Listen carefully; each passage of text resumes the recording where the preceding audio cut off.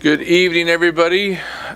This is our 5:15 presentation period, and so we're going to get started. I'm going to have Nick Haker meet me at the podium, and I'd also like to invite up any of our public works staff to join me up there also.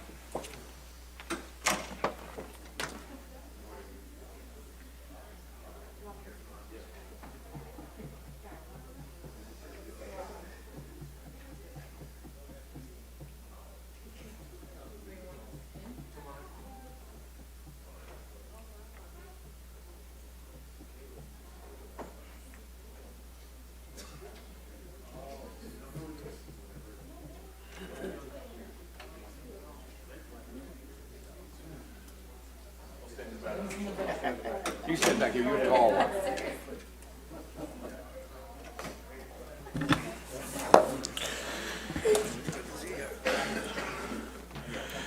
So this week here, we're celebrating National Public Works Week, and we wanted to bring our public works staff up and talk about the great things they do, but I'm able to give a proclamation today, and I'll read that for you. It says, whereas the public works professional focuses on infrastructure, facilities, emergency management, and services that are vital importance to sustainable and resilient communities and the public health, high quality of life, and well-being of the people of the city of Desert Hot Springs. And whereas these infrastructures, facilities, and services cannot be provided without the dedicated efforts of public work professionals who are federally mandated first responders and the engineers, managers, and employees of all levels of government and the private sector who are responsible for rebuilding, improving, and protecting our nation's transportation, water supply, water treatment, and solid waste systems, public buildings and other structures and facilities essential to our citizens.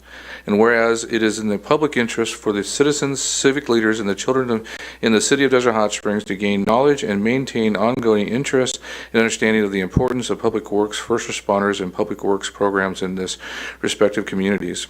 And whereas in the year 2022 marks the 62nd annual National Public Works Week sponsored by the American Public Works Association, Canadian Public Works Association, be it now and resolved that on behalf of the City of Desert Hot Springs, we do hereby designate the week May 15th through 21st, 2022 as National Public Works Week.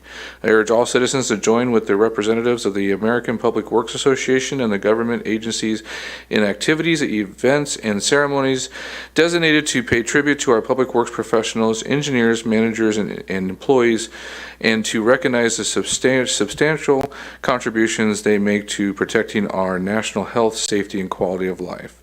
And then in witness of, and by the official hand and seal of the City of Desert Hot Springs, I, Scott Mattis, Mayor, on behalf of the City Council, do hereby recognize National Public Works Week for its commitment to the community of the City of Desert Hot Springs on the 17th day of May 2022, and I want to give them a hand for all they do for our community.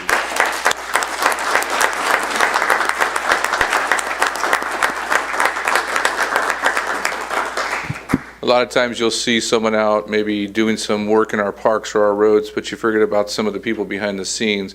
The hard workers, some of the people, they decided they're all going to grow beards, except for Pablo. Two of you didn't grow beards. But there's a lot of people behind the scenes getting these things done and working really hard for our community to make sure that they're safe. There's a lot of communities that you'll go in their public works department and they have 20, 30, 40 people. We have, I think, 5 out on the roads a lot of times, and we have just a couple handful behind the scenes. So give these guys, again, the due that they deserve for what they do for us and for this week. And I'll give it over to Nick. He's our Public Works Manager, and I think he has a few other things to say. Appreciate it. This year's theme for the 2022 National Public Works Week is Ready and Resilient. I can't think of a better way to describe our Public Works Department. Our Public Works Department consists of 11 city employees. From May 17th, 2021 to today, May 17th, 2022, Public Works has performed the following. We provide 24-hour, 7 days a week emergency response, including weekends and holidays, support other departments, programs, including Little League, and city special events like the Christmas Parade, the Day of the Dead event, opening of Long Canyon Trailhead, and the Tour de Palm Springs. Public Works field staff has completed 1,677 work orders on top of their preventative maintenance and their normal operation schedules. All this done by 6 employees. Engineering plan check has 718 applications with 288 inspections, 234 applications with 118 inspections for encroachment permits, 289 process subcontractor encroachment permits with 47 inspections, all done by one public works inspector and one city engineer. We started an employee recognition program. We've issued 3 Public Works Heroes of the Month awards, recognizing staff members that have gone beyond their normal work and support the city's vision and our department's mission statement. Public Works received 3 APWA regional awards this last year for CIP projects, Structure Project of the Year, Revitalization Project of the Year, and Transportation Project of the Year. We'll be bringing so many more back home to Desert Hot Springs. I'm very proud to be a part of such an amazing group. Julene, Lynn, Judith, Joe, Scott, Pablo, James, Otto, Caleb, and Victor. Desert Hot Springs is a better place because of you. Thank you.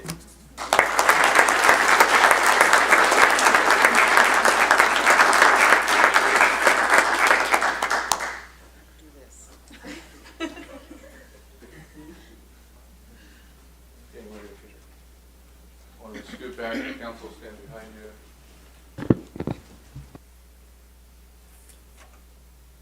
Stand by standing. She's on Zoom.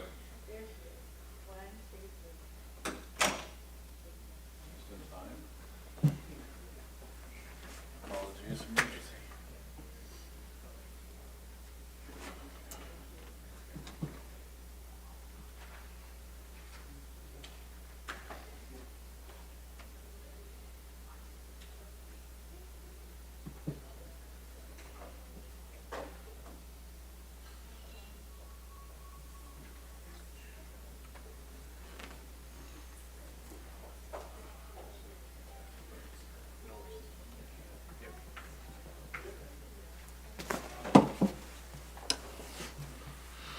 All right, our next presentation is going to be given by LifeStream Blood Bank, and I'll have you introduce yourself.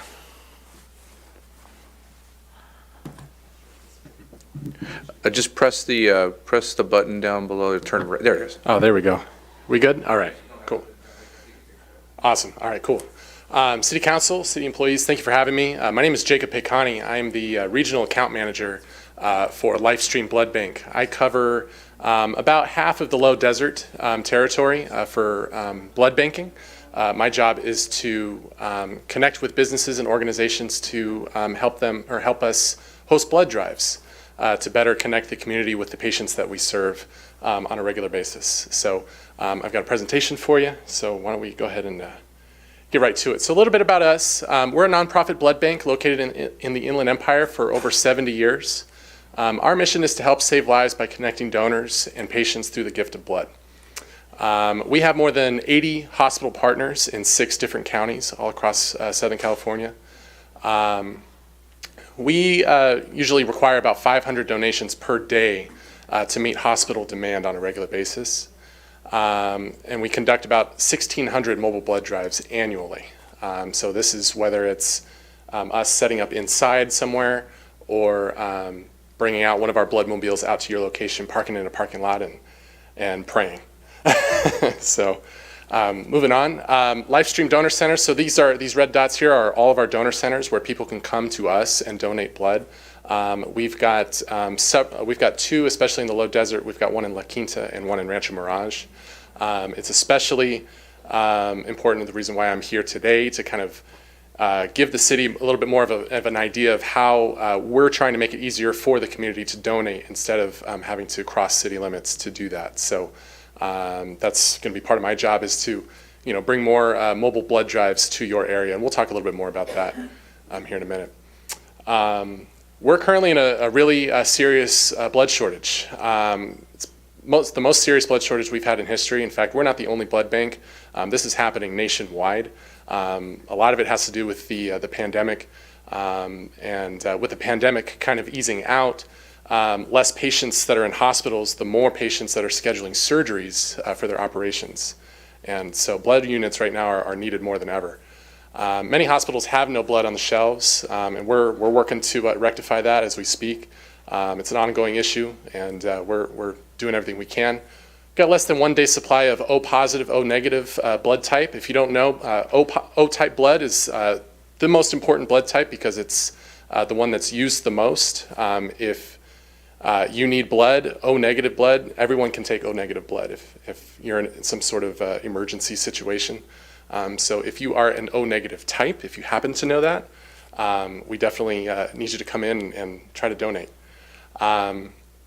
Anything less than a total 2-day supply is categorized as critical.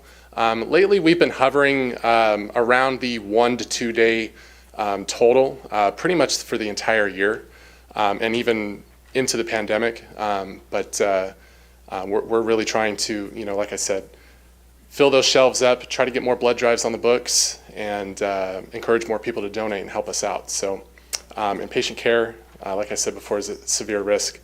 How much blood is needed? So every 2 seconds, someone in the U.S. needs blood. 1 in 7 people entering the hospital will need a blood transfusion. 1 in 2 women and 1 in 3 men in the U.S. will develop cancer within their lifetime. And platelets are especially needed by cancer patients. I went through all of that in about 10-15 seconds, and probably 5 people probably just needed blood somewhere in the U.S. So that's what we're kind of looking at right now as far as how important blood is. As you see on the chart on the right, we've got a few different examples of what sort of procedures would require blood donations. Cancer treatments, coronary artery bypass, etc. Just last week, we had to service 5 liver transplants, which, as you can see, takes up to 100 units each, which is a big deal. So, people are scheduling their procedures, hospitals are working super hard, and we're the ones that need to give them blood. So, we are doing what we can. Some common blood donation myths. So it's been a couple of years. We've been trying to reconnect with, various, whether it's organizations that we used to work with in the past, cities we've worked with in the past. Ever since the pandemic, things have just kind of been a little hesitant to try to get blood drives going, which is understandable. So there are some common myths to kind of debunk. Blood donation is painful. That is definitely a myth.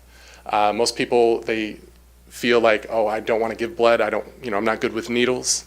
The most that you would feel is a little pinch in the arm. Other people are already giving enough blood. That is definitely not true. We definitely need more people to participate and help us out. If you are one of those regular blood donors, bring a friend, bring a relative. The more, the better.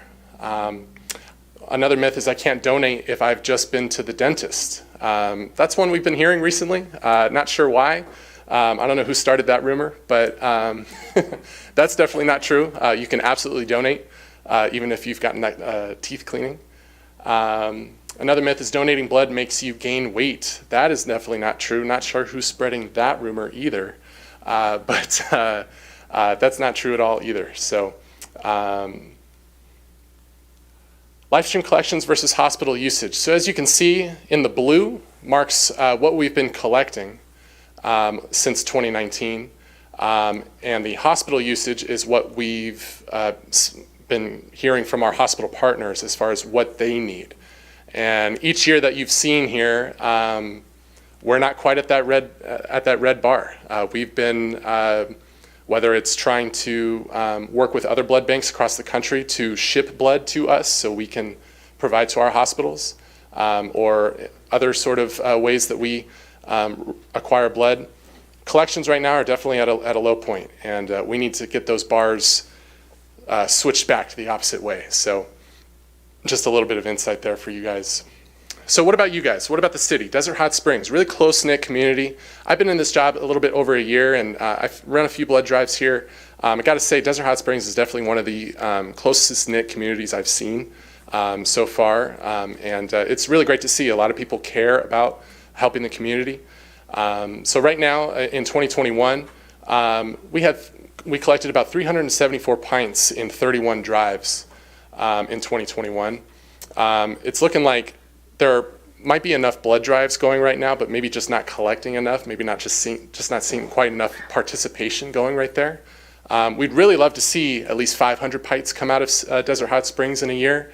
That would be fantastic. That would really get, really bring some quality numbers to our supplies. As you can see, that blue bar right there, it'll definitely go up. even just with 500 pints. 1 pint can save 3 people. So if you do the math, if you get 20 pints, you're saving up to 60 people, potentially. So there's a little bit of math there I wanted to share with you. A couple of things that maybe the city can kind of help us with. So we're looking at maybe adding blood collection to your disaster preparedness plan. That's something that I'm willing to speak about in depth at another time, but that's definitely something that can be done. Promoting blood donation at the city level with employers and other service organizations. So I've been working with Roberta. I worked with her last year to get Desert Hot Springs going on the 9 Cities Challenge. Desert Hot Springs is one of the cities that does participate in the 9 Cities Challenge. I'm not sure if anybody's heard of that before. Yeah, okay. So I don't need to go too in depth, but we're getting ready for it again. It's running in July and August, and we've got a few blood drives already scheduled for both of those months. We're still looking for more. I'm working with the library right now, the senior center. We've got 2 at the Health and Wellness Center coming up in July and August, so that's great. And we'd really love to see those blood drives get some really good participation. So like I said, hosting special city-sponsored blood drives and partner with LifeStream for fun prizes.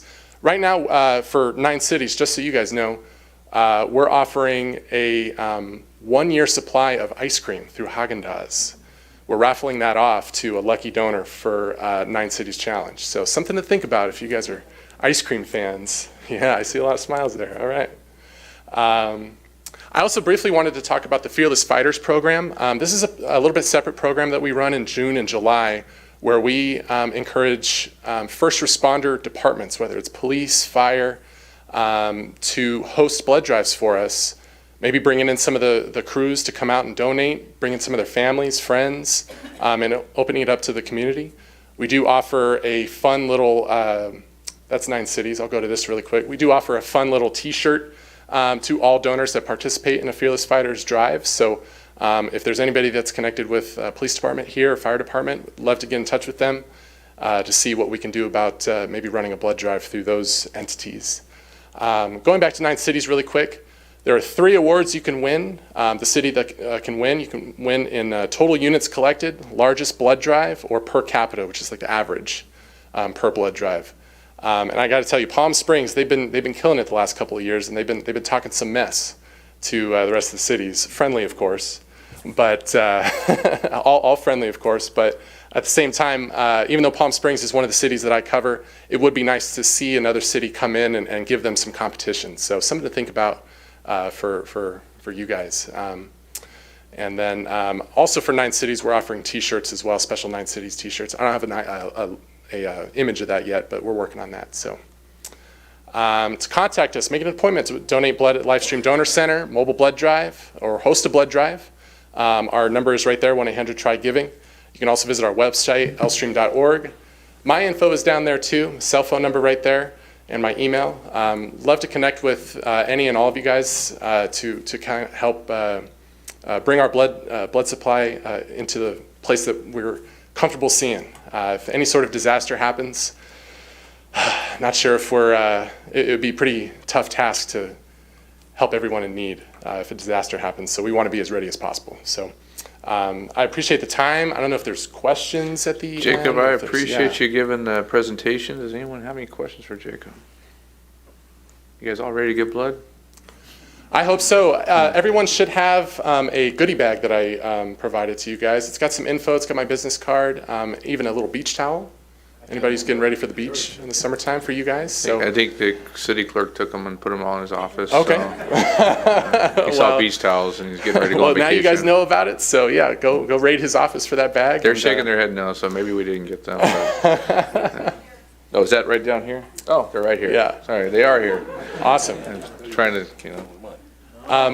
we'll get Jan hers. She's in Chicago, yeah. But she's watching. Yeah. That's right. Okay. Well, right. I appreciate the time, and like I said, any questions at all, I'm here to help. So thank you. Thank you, Jacob. Our final presentation tonight is going to be given by Mission Springs Water District. Marion's here to give that, and it's going to be about the regional water reclamation facility presentation. Well, good afternoon. Thank you, Mayor Mattis and members of the council. Thank you for allowing us to be here today. My name is Marion Champion, and I'm the Programs and Public Affairs Manager at Mission Springs Water District.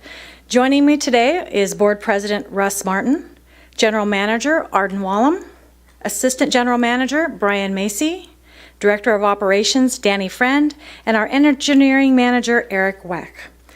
We are going to provide you with an overview of the Regional Water Reclamation Facility, and then following our short presentation, we'll be available to answer any questions you have.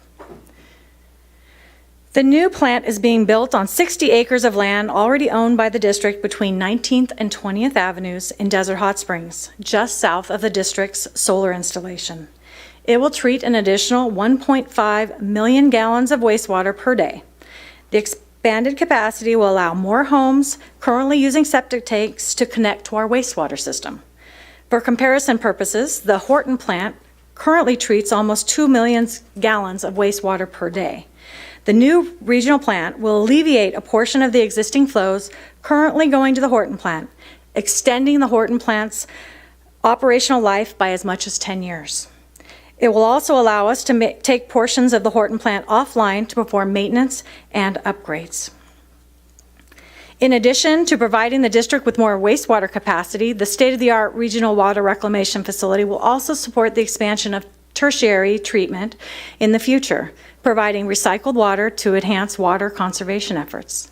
In the past, effluent from the wastewater system was considered a liability for some wastewater agencies. But now, as new technology and it's become available and water has become more scarce, reuse projects and the need for recycled water are continuing to grow.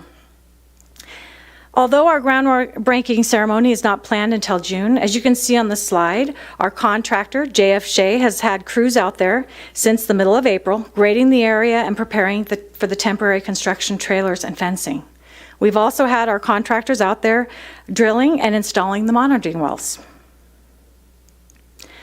The regional plant includes the construction of a 1.5 million gallon per day sequence batch reactor wastewater treatment plant that will dispose of treated secondary effluent on site in disposal ponds. As shown, it should be right here. I'm missing a screen. I apologize. The project also includes operations and administration building that will house a solids processing area, chemical storage area, maintenance area, administration area, electrical room, and a blower room. As I mentioned, the new regional plant will expand our service area and provide wastewater treatment to homes and businesses currently unable to receive service. This is essential to protect our valuable groundwater supply. Two accompanying projects, the regional conveyance line and the collection system, are also under development. The screen shows here how the three projects will work together and how we will be able to move flows from the north part of our system down to the southern part of our system. To minimize the financial impact of construction on our customers, we have secured low-interest loans and grants to cover the $60 million cost for the three projects, and we are currently awaiting the final funding split. On the screen is a general project schedule, and as you can see, we are currently in the project's construction phase. Construction of the plant should take approximately 18 months, and we should have the plant up and running by the fall of 2023. Before I finish, I'd like to thank the City Manager's Office, their staff, for helping us and working through the different jurisdictional issues and the right-of-way hurdles. We appreciate your cooperation and support as we've moved this project forward. And lastly, but certainly not least, I also want to extend a personal invitation to all of you to our groundbreaking ceremony scheduled for Friday, June 10th at 8 a.m. We have invited members of the public, business leaders, elected officials, and the media, and we expect to have a good group of people there to celebrate the start of the construction. Our mayor has graciously accepted our invitation to be a speaker, and we'll also have representatives from the Congressman Ruiz's office, the City of Palm Springs, the Board of Supervisors, and the Regional Water Control Board. For more information, members of the public can email me directly at pr@mswd.org. I also have some invitations over in the side over there if anyone would like to pick one up. That concludes my overview, and again, thank you for all of your time this afternoon. Well, thank you for the presentation. I'm excited about this. This is not just something that's going to benefit your district, it's going to benefit our city, our growth and economic development and commercial development and our industrial development. So I'm excited about it.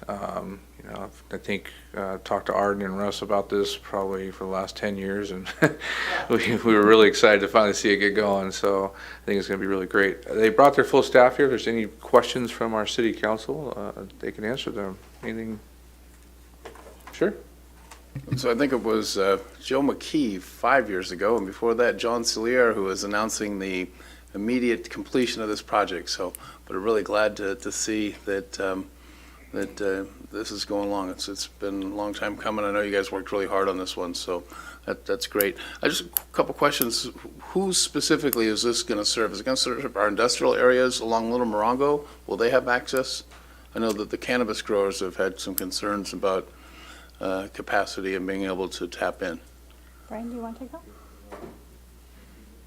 Oh, there we go. Okay. I've got the whole team here to answer all your questions. Yeah. Absolutely. It's going to be just adjacent to that area, and we will be able to serve it coming through, I believe it's 19th. Okay, because the ones up by, they've been waiting to tap in. Have you guys got your cannabis wastewater application in for this facility? Currently in the state of California, I don't believe anyone can accept cannabis waste, but we are working with the city to develop a pretreatment program that will allow us to do that. We actually have a meeting later this month with the city invited, with the regional board to work through those pretreatment requirements. Okay. Yeah. Okay. Well, anyhow, probably, I just, those a couple burning questions, so sorry to take them up here. It's probably not the best forum for it. I'll see you at a board meeting maybe, but anyhow, good. I just want to say, Scott, how long it's been since we've been, hoping for this one, and you guys are an important partner here in the city, and this helps us do a lot of what we want to do. So thank you. Great presentation. Really appreciate it. Thank you very much. We appreciate everything. Anyone else have questions for Mr. Springs? Well, that was an easy one for you guys. You can take the rest of the night off. If you want to participate, we have about a 3-hour meeting ahead of us. I know Russ Martin loves meetings, so. But we really appreciate the partnership that you've given us, our community. Thank you guys for all that. With that, we have no other presentations tonight. We're going to recess till 6 o'clock.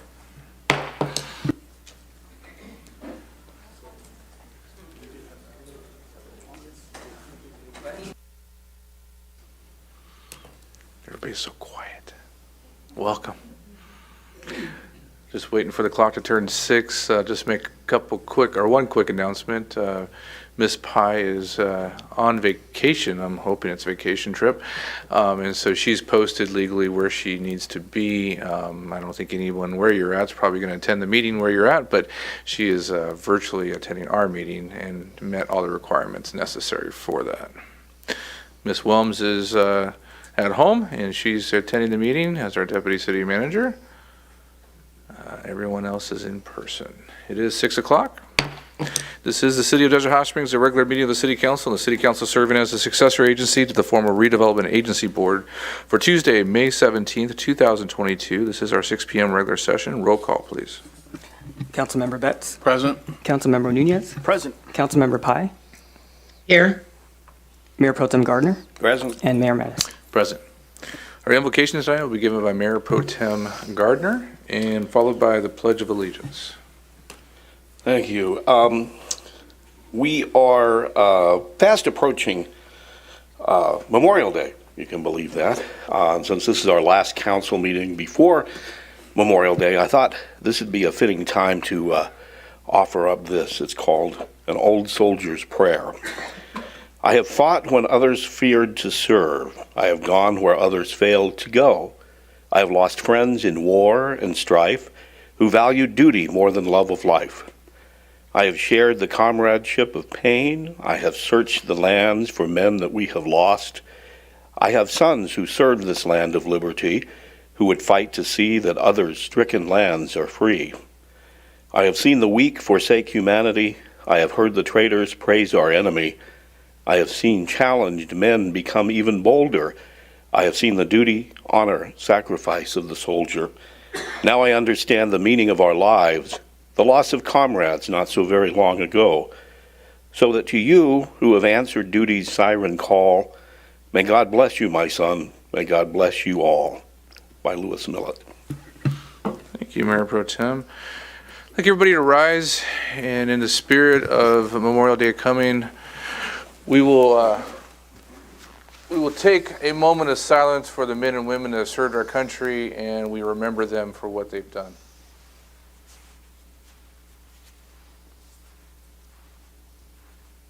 Thank you.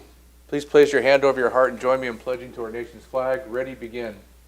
I pledge allegiance to the flag of the United States of America and to the republic for which it stands, one nation, under God, indivisible, with liberty and justice for all.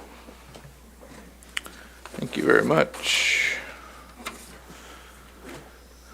We're going to move to the approval of the agenda tonight. At this time, the City Council may amend the order of the agenda, and they know the role here. We're going to also approve the consent calendar. Is there any items on the consent calendar that need to be removed? Hearing none, I will entertain a motion. Move to adopt the calendar and resolution. Is there any public comments on the consent calendar? Consent calendar has 3 items on there. I don't see anybody coming forward. Please vote. Mr. Mayor, we'll have to do a roll call vote. I'm sorry, go ahead. Roll call vote, I'm sorry. Councilmember Betts? Yep. Yes. Councilmember Nunez? Aye. Councilmember Pai? Yes. Mayor Pro Tem Gardner? Yes. And Mayor Mattis? Aye. Motion passes unanimously. Thank you very much. We are at the public comment portion of our agenda. This is for public comments on items not listed on the agenda. If you're here to speak on an agenda item, you'll need to wait till that agenda item is heard. I do have 1 speaker card for non-agendized items. At this time, pursuant to the Brown Act, any person may comment on matters of general interest within the subject matter jurisdiction of the City Council not listed on the agenda. Under the Brown Act, the City Council shall not take action on or discuss matters raised during public comment portion of the agenda that are not listed on the agenda. All comments are be directed to the City Council, shall be devoid of any personal attacks. Members of the public are expected to maintain professional, courteous decorum during public comments. Mr. Johnson, you're the only one I have wanting to speak tonight. Please come forth. It's on now? Okay. I was going to speak on behalf, city council members, city officials, and residents. I'm Eddie Johnson, a Vietnam combat veteran. I'm also a member of the VFW, along with Post 1534 and Jeff Cole, and he'll speak for me tonight for an event that's coming up on the 28th, if that's okay with you. Good evening. Thank you for having me here. I'm the new incoming commander for the Post 1534. I'm trying to reconnect with the city. We've already done several events, but for Memorial Day on the 28th, we will be hosting a event to open to the public from 10 to 2. Mayor Mattis did agree that he will be speaking at noon. We'll have a barbecue, live music, and it should be a fun time. And like I said, it's open to the public. We have other things. I'll start sending calendars over as we continue to move forward. We are open to the public. A lot of people are confused with that. You do not have to be a member as long as you're there to dine or you're there for an event. It's under construction, everything, the whole chain of command is being changed, and we very much so want to work with the community and get back to the way it was in the past. So that's pretty much all I have to say on that, but I just want to introduce myself as incoming commander to the city council and invite you guys all out on the 28th. Also, I want to finish up with, the city is going to have their own Memorial Day ceremony. The celebration is going to be, ceremony is going to happen May 30th on Monday. And we got something planned up real good. Roberta's been working on this with me, and I've been helping her. And we have presentations of the color guards for the high school. What I like too is the high school choir will be there to do the national anthem. It's great to have the school there. Bishop Shepherd do prayer. And we'll have a keynote speaker, Jeff Cole. I think we have a great speaker this year. And Mayor Mattis, you'll be there too. And then we'll have a special singer at the end of the ceremony, which I don't want to give out too much of that. But it's going to be something different. So I'm going to invite everybody, please attend this. This starts at 9 o'clock in the morning at Veterans Park. And thank you very much for your time. Thank you guys for everything you do. Look forward to that. This is the final call for public comments not listed on the agenda. So if you're just here to speak to the city council on items that are not on the agenda tonight, you may come forth. I see no one else coming forth. We will close public comments. We'll move to the city manager's report. Good evening, Mayor and City Council. We have an update from our Finance Director and then from our Executive Program Director. So we'll start with Finance. Good evening and thank you. So our financial highlights as of May 16th, 2022, our current fiscal year revenues are at over $19.9 million, which is at 63% of the amended budget. Last year at this time, our revenues were $17 million, which is 67% of the budget, and 2 years ago, the revenues were at $15.3 million, which is at 68% of the budget. Our expenditures so far this year are over $22 million, which is at 71% of the budget. Last year, at this time, expenditures were $19.7 million at 73% of the budget, and 2 years ago, expenditures were at $18.8 million, which is 78% of the budget. Thanks, Jeffrey. And now Roberta Cernick, our Executive Program Director. Good evening, Mayor and City Council. Just a few reminders about some upcoming programs and events. The Furby Aquatic Center is opening on Saturday, May 28th at 11 a.m. We do have a limited schedule the first week, but our full schedule will start on June 6th. We have a lot of swimming classes this season, and registration for the first session opens up on May 23rd, and you can register online and visit our website for all of the information on that. And then our youth summer camp program at the Desert Hot Springs Recreation Center is now open for enrollment. We have a full day and half day option. We have lots of fun activities planned, and you can register either in person or online. And we are also first time offering a summer basketball camp for 6 weeks that you can add to your registration or on its own. And then we've resumed our Zumba classes at the Health and Wellness Center. It actually starts today, and classes are every Tuesday from 6:30 to 7:30. I wanted to talk about Memorial Day, but Eddie beat me to it. So it will be on Monday, May 30th at 9 a.m. at Veterans Park. And then save the date for our fireworks celebration. We are really excited to be doing this again this year. The event will be held at Mission Springs Park on Saturday, July 2nd at 6 p.m. Fireworks will start at 9:15. We will have music and food, and it should be a lot of fun. So stay tuned for details on that. Thank you. Thanks, Roberta. That concludes my report. Thank you. The mayor and council members report. I will start with, I think I started there. I'll start here. Mr. Nunez. I just want to start off. Roberta, quick question. How much is a summer camp for kids to be going during the summer? So it's $50. And that's for all summer? Per month. Per month. So we have camp June and July because school starts in August. Perfect. Thank you. Mr. Mayor, thank you. I just wanted to give a heads up. I attended a Cinco de Mayo event a couple of weeks ago at Mission Springs Mission Springs Hotel. Oh, hotel. And it was to honor raise fundraiser for a Grupo Folclórico Tonancin, which is folk dancing in Spanish, which is a beautiful event. I'm hoping that we can have some kind of recognition for them in the future. They've traveled to Mexico plenty of times. They went to East Coast, and they have planned to go out of the country further east. So I'm hoping that we can do something for them in the coming months, Mr. Mayor, if we can. Attended a public safety meeting last week. Myself, Jan, Russ were at the League of California City Riverside County event. That was hosted in Indian Wells. Last Saturday, attended the Carre event at Desert Hot Springs High School to Community for Latinos Organizations for Services. So that's it, Mr. Mayor. Thank you. Thank you. Ms. Pye.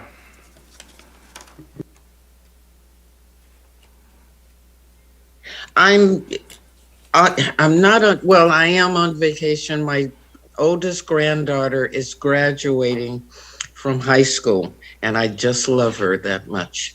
That's it. Mr. Gardner. Thank you, Mr. Mayor. Attended the Mosquito Vector Control Board meeting last week. we are seeing more mosquitoes here in DHS than we have in the past. So I want to remind everyone to make sure there's no standing water around your house. Check under your potted plants, other places like old toys, tires, things like that might be in your yard that harbor water, because all it takes is a tablespoon to grow mosquitoes. Make sure there's no standing water. And if you do have an infestation, don't forget you can request service from the Coachella Valley Mosquito Vector Control District. All you got to do is go to their webpage at cvmosquito.org. Attended the Coachella Valley Conservation Commission board meeting. Nothing really for DHS this month. And lastly, the mayor and I attended a meeting of the Desert Hot Springs Hoteliers Association. It was hosted by Aqua Soleil Hotel. The Hoteliers Association is trying to reform themselves and become a little bit more active in tourism promotion and in working together for the betterment of our city. And it was great to see our spa and hotel owners out there. I think under the leadership of Robert Griffith and John Thatcher, who's out there in the audience tonight, we'll see that association grow and really help to drive tourism and the hotel spa development in the city. We pointed out, the mayor and I both, that CVCAN, the Cannabis Trade Association, started out as an informal advisory board to the Desert Hot Springs City Council many years ago and has grown to become a major driver and voice for that industry. And I'm really hoping the hoteliers here in DHS can do the same. I'm really optimistic about the future of tourism here and the association. So that's all I've got, Mr. Mayor. Mr. Betts. Thank you, Mr. Mayor. Attended the Southern California Association of Governments annual meeting. This time I was as their delegate for the city. Got to vote on some bylaw changes that were rather routine and mundane, so nothing to report there. Attended the League Division meeting with, geez, who was there? Everybody was there. So that was a good event. Attended Energy and Environment at the CVAG, Coachella Valley Association of Governments, where discussion of the Salton Sea took us at least 45 minutes past time. That issue is still ongoing. All the cities in the Coachella Valley have signed on to the sea-to-sea restoration, but things seem to be moving in a different direction. Sea-to-sea would be bringing in ocean water and filling it back up, and then some sort of desalinization to provide water, since we seem to be running out of that. Anyhow, that took up quite a bit of time. Nothing's been resolved in the Salton Sea for 50 years, and it didn't get resolved at that meeting either. Last thing I have on my agenda is there's somebody special watching, and I'm going to give a shout out to my mom. She's 95, so Mom, hi, wherever the camera is. She took a little fall at Mother's Day, and spent a couple days in the hospital, but she's home recuperating and good. She's didn't break any bones, amazing. So, but anyhow, Mom, get well, and we'll see you in a little bit. That's all I have, Mr. Mayor. Thanks. Thank you. As you see, most of us are rushing through there because we know you're all not here just to listen to us. You're here for a reason, so we want to get to the meeting so we can get you heard.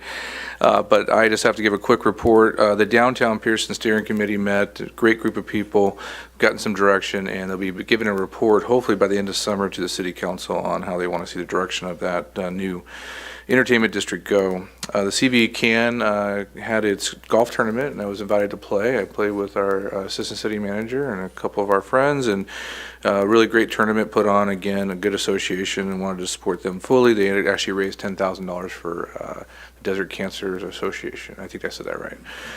Desert Cancer Association.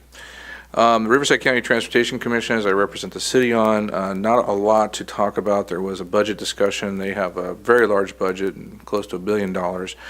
A billion, I might have said a million, $1 billion, and with that budget comes a long budget discussion, and they actually open a public hearing for 2 meetings straight to hear anyone that wants to speak on the budget. But the bigger announcement was, and some of you at the dais might know him, John Staniford, longtime Deputy Executive Director for Riverside County Transportation Commission, has announced his retirement, and they promoted Aaron Hake, who I forget his title right now, but he had been an interim with Riverside County Transportation since 2006, and now will become the Executive Director, and it's really good. He's really active in the state, the communities, and his local community where he lives, so this is good for our commission.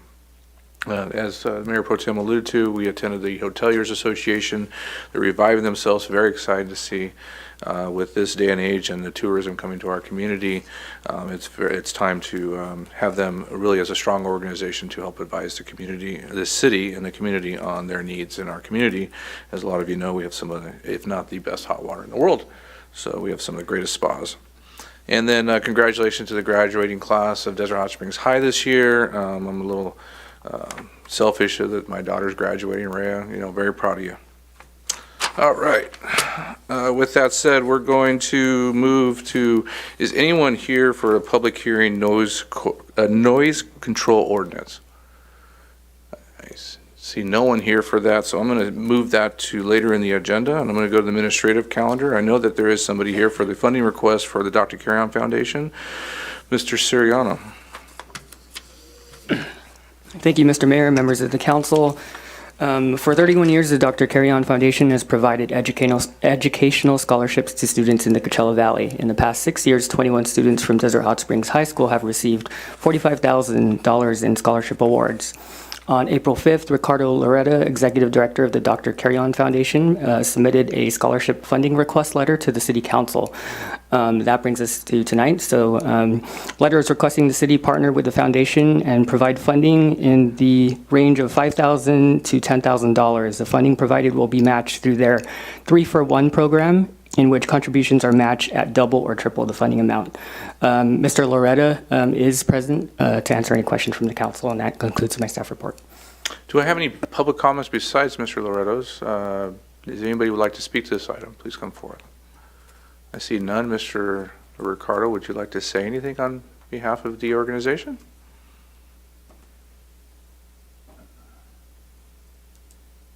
Yes, thank you very much. We're very happy with what we've been able to do in Desert Hot Springs, and in fact, this year I was pleased to be at the scholarship night a few nights ago at Desert Hot Springs High School, and in addition to scholarships that we've partnered through the Desert Hot Springs Rotary Club with, we have other friends and lovers of Desert Hot Springs that have contributed funds to other scholarships. So we actually have a total of over $20,000 this year alone, and that includes scholarships not just for graduating seniors, but just as important, in our opinion, it helps those who were seniors last year and the year before and are now in their sophomore, junior, or senior year in college with college completion. These are usually Desert Hot Springs residents. So our hope is that the city will join us in a partnership so that we can grow our program. I was so surprised and impressed with the graduating class this year at Desert Hot Springs High School. I mean, it is just mind-boggling, and we can help more of them with more money, with your help. The final thing is that the Dr. Carre Foundation continues to be in very good hands, and we're very pleased with what we're doing. Thank you so much for what your organization has done. I know in the past we've given $2,500 donation. I know a lot of cities are giving closer to $5,000. And I know your request is $5,000 to $10,000. So I'll have the city council debate it, and we'll come up with a number here for you. Thank you. Anybody like to have any comments, questions? Throw out a number. If I may, Mr. Mayor, as a previous president for the Coachella Valley Mexican American Chamber of Commerce, founded by Dr. Carre, it's always a good thing to see the scholarships go to students, and well-deserved students at that, not just A students or academic students or athletes. So it's always a good thing to see these scholarships. I would recommend, Mr. Mayor, a challenge. I would guarantee that we give the $2,500, but if we can get every city in the valley to match us, I would say we raise it to $4,000 and have that match with every city. Would you raise it to $5,000? I mean, that's my, we can always, I'm just throwing out the challenge out there. And I would more than welcome to work with other cities and challenge. I like your challenge. I'll second that, and I like the idea of the challenge, and I'm hoping our colleagues in our other valley cities, we got a little list of what they're planning to do, will at least match that. But if you can get every city in the valley to do at least, let's say $4,000, we'll go to 5 and one up them on all of that. I agree. So I don't know how we structure that as a motion, though, but I just say make it easy. Let's commit $5,000, and if every city in the Coachella Valley commits $5,000, Ricardo, we'll give you another $5,000. Is that fair? I'm just throwing stuff out there. Everybody's throwing something out there. And the mayor would be at the next dunk tank, wherever it's at. Why is it always a dunk tank? And every time I do a dunk tank, it's cold outside, and we live in the desert. We're in the last dunk tank, and it was. What I'm trying to do is make the bar higher, and I don't know what other cities are going to do anything, but I think if we challenge them higher, we can do more. Could I still speak? Yes, you may. Okay. I have every reason to believe that we are going to have participation from most, but I'm not sure if we'll have participation from all of the cities. What's a reasonable? There's 9 cities. What's a reasonable number of cities that are going to participate? I think we'll get at least 6. Tomorrow morning, I have a meeting with Mr. Furman and Indio, and he's already told me that he's got a nice surprise for me, and I think I know what that's going to be. And of course, I don't need to go through them all because that'll take too much time, but I'm fairly confident that we will have participation from 6 cities. And it's not to say I'm not going to work on the other 3, because I am.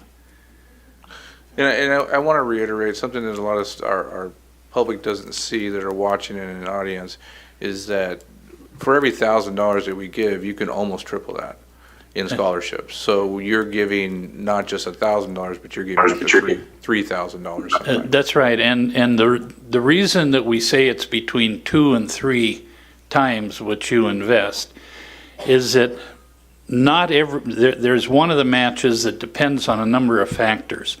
Need, for example. There are some of our students who are deemed to be above the income threshold that is sort of like the minimum at which they say you're eligible for a scholarship. Another one is you have some very worthy people, but their career path may be taking them into something that there is not as much in the way of matching funds. But what we do guarantee is that your money is at least doubled. And so the mix usually turns out that you're going to see 2.5 to 2.75 more or less leverage for the money that you invest. So your $5,000 will be 12, 13, 14. The ideal situation is that it might even turn into 15,000. Jan? This is for students. We have the money. We have 105,700 that we have to draw from. So we can easily do the 5,000. I'm done. Jan's a smart lady. I hate to be the guy that always look at the numbers, and I certainly support the scholarships for the kids. It's very important. I don't want to take away anything from that, but we got 105,000 surplus on a $20 million budget. So we're not looking real flush here at the end of the year if I've got this fiscal impact for the staff report right. I remember in the past, we used to gather all these up ahead of time and then budget for them. And we certainly have a worthy cause here, and I'm in support of the motion, whatever you guys have worked out there. I can't figure that one out. But I'd like to see this come back to where we're doing this more on a planned basis, and then all of them come through at one time, just to keep in mind the budgeting aspect of this. But otherwise, I'll support the motion as I understand it. I think, what is it, 2,500 with a match if all cities. And, I remember when I used to send a salesman out and he'd go, I don't know if we can get that done.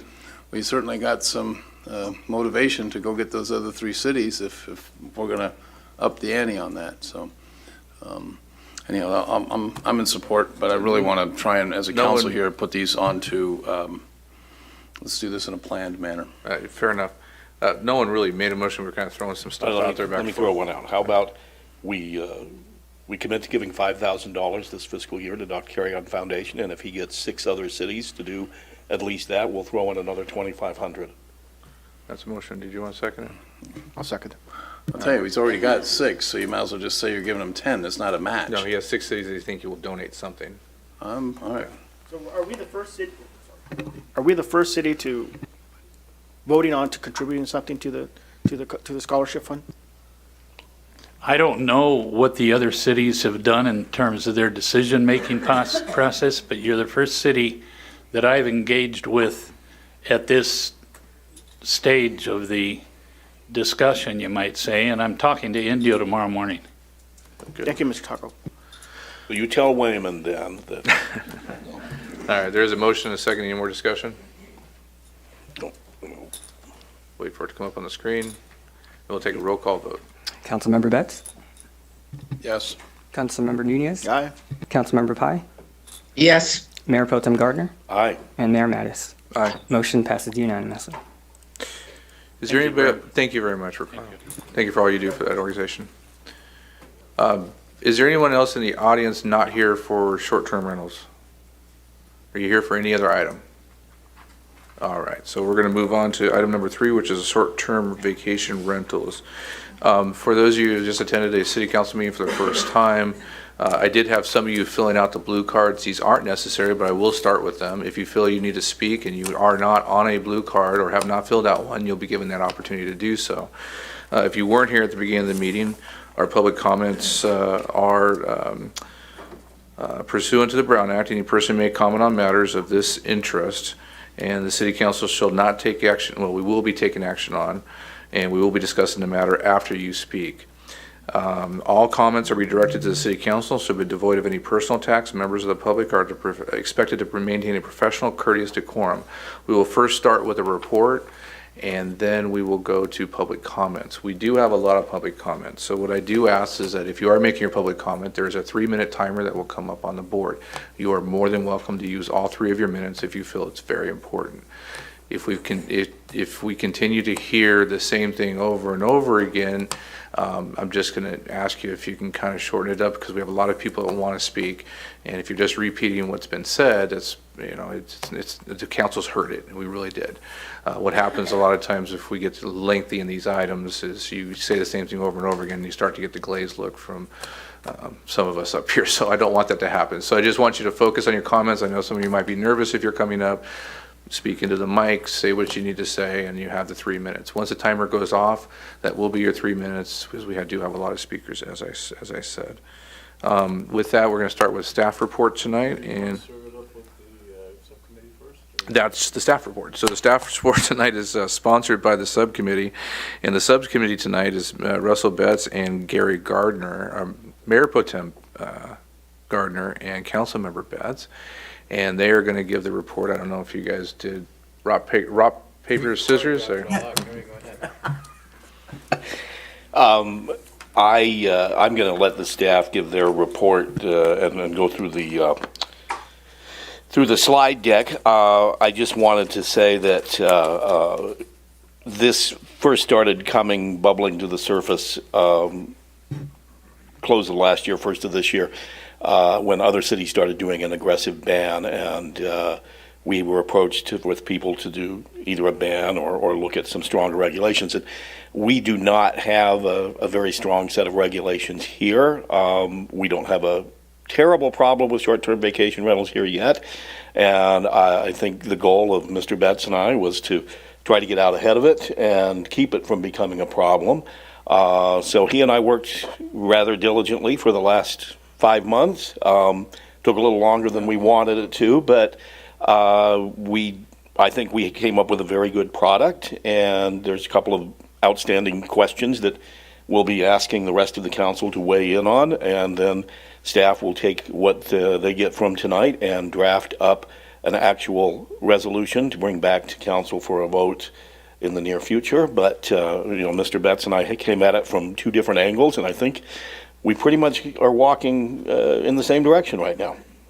And I appreciate that very much. Yeah, and just briefly here, first, I enjoyed working with you on this, Gary. It was, the more you dig into this and the more you hear from everybody, on each side of this issue, the more you learn. I think as a subcommittee, we took the approach that we're going to go through here and see what we could decide on by way of recommendations to the council, and we did a really good job on that. We, had some assumptions at the beginning. As we dug into it, we found out that, hey, positions changed, and I think we came up with something that's where we agree it's very strong. But there were some areas that we felt that the council is going to need to weigh in on and make those decisions. And so I think that's the way the presentation will go, is here's what everybody agrees on, and then here's the questions that the subcommittee isn't able to do anything other than say, council, please decide this. And then I think, as Gary just said, my understanding of the process is it goes back to staff, who will bring it at the next meeting with whatever we tell them to come back with as a resolution, was my understanding. So, Gary, it's good working with you on this one, and see where this goes. All right, we'll go to staff report now.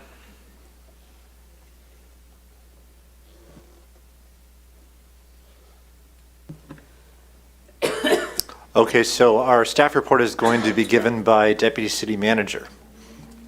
Thank you. Can you all hear me? Yes. Perfect. Okay, so good evening. As Mayor Pro Tem Gardner and Councilmember Betts just spoke to, earlier this year, they had proposed bringing forward a future agenda item to discuss details on the management and enforcement of short-term vacation rentals in the city. The city currently has approximately 200 properties that are registered, and recent research suggests that that number is likely actually higher than that. These numbers are likely to continue increasing due to their popularity within the Coachella Valley and with tourists. So over the past several months, Mayor Pro Tem Gardner and Councilmember Betts has worked with staff to review the current STVR procedures, considered major areas of concerns, research solutions, and formed recommendations for the City Council to consider. The outcome of this deep dive presented the following areas of concern. 1, short-term vacation rental owner compliance. 2, noise issues. STVR management, overall management, and the last being impacts to the city and residents.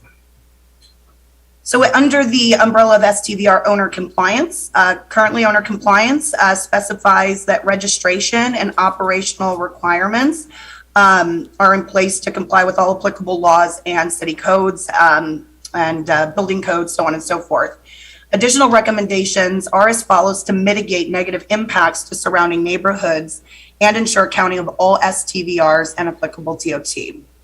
So that would include enforcement flowcharts to permit holders, showing enforcement measures and escalations, including fines and suspensions. We would also recommend requiring tenants to agree to and sign a Desert Hot Springs rental regulations document that outlines rules and describes enforcement steps. Recommendation to require immediate eviction clauses within the ordinance for violators of the STVR noise and occupancy requirements. We would want the ordinance to specify that trash cans be kept to a minimum and only out for collection, and that there be fines put in place for unlicensed STVRs, and that there would also be something written in to go back and collect back unpaid TOT for STVRs that are found to have been non-compliant in years past. Moving on to the next area, which was noise. The current code specifies that owners are to respond to notification of unreasonable noise, and that occupancy shall be terminated after 3 complaints in a 24-hour period. Currently, the ability to enforce this is incumbent on our public safety staff, which is spread thin already. So in the discussions, the following recommendations were made for the noise portion. That there be proactive enforcement during peak STVR hours. This would include Thursday, Fridays, and Saturdays. That there would be a requirement for sound level monitors within the actual vacation rentals that would notify property owners or owners' agents and the city's enforcement team of any noise violations that are going on so they could be proactively addressed before noise complaints came in from the surrounding neighbors. That the owner's agent must physically respond to complaints within 30 minutes of receiving them, and that there be a dedicated enforcement hotline that's then routed to the city's enforcement team, which would be boots on the ground that could proactively and quickly address these issues as they arise. Under overall general STVR management, currently the cost for license fees, enforcement, and other related resources, they would need to be increased to support the STVR compliance, noise, and management recommendations that are being brought forward today. A nexus study would be completed to determine the annual license fees that would cover such costs, and that would be provided once tonight's recommendations have been considered and approved based on the outcome of this meeting. That would allow us to then go forward and quickly complete the nexus study to determine those fees, and that could be brought forward at a future with the future ordinance. In addition to that, there are specific recommendations on the STVR management. So that would be online access of STVR locations with owner agent contact information. So this would be on our website so that neighbors could easily and quickly access the location of a rental, all of the pertinent information, and that would be built into the code. That is the recommendation. Proactive tracking to ensure all STVRs are identified. A dedicated staff for STVR enforcement, and again, a dedicated enforcement hotline.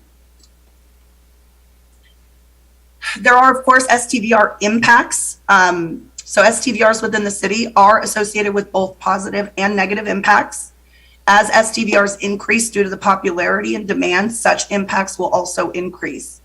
While they are currently permitted in the code, enacting a ban or creating limits will, again, affect impacts. So in talking with Mayor Pro Tem Gardner and Councilmember Betts, these were the impacts that were discussed. STVRs bring additional tourism means to the city and associated spending in local businesses. They bring tax revenue to the city. For this fiscal year alone, we've seen $768,000 in TOT revenue come in. Last fiscal year, it was $676,000. It also generates income opportunities for seasonal residents. Generally speaking, STVR owners are motivated to keep properties well maintained and attractive. However, it does make it difficult for homeowners and first-time buyers to purchase a home due to STVR impacts on supply and increasing pricing. There is a loss of community neighborhood feel in residential zones. It can bring commercialized activities to residential neighborhoods, and it also has impacts on long-term rental housing availability and affordability.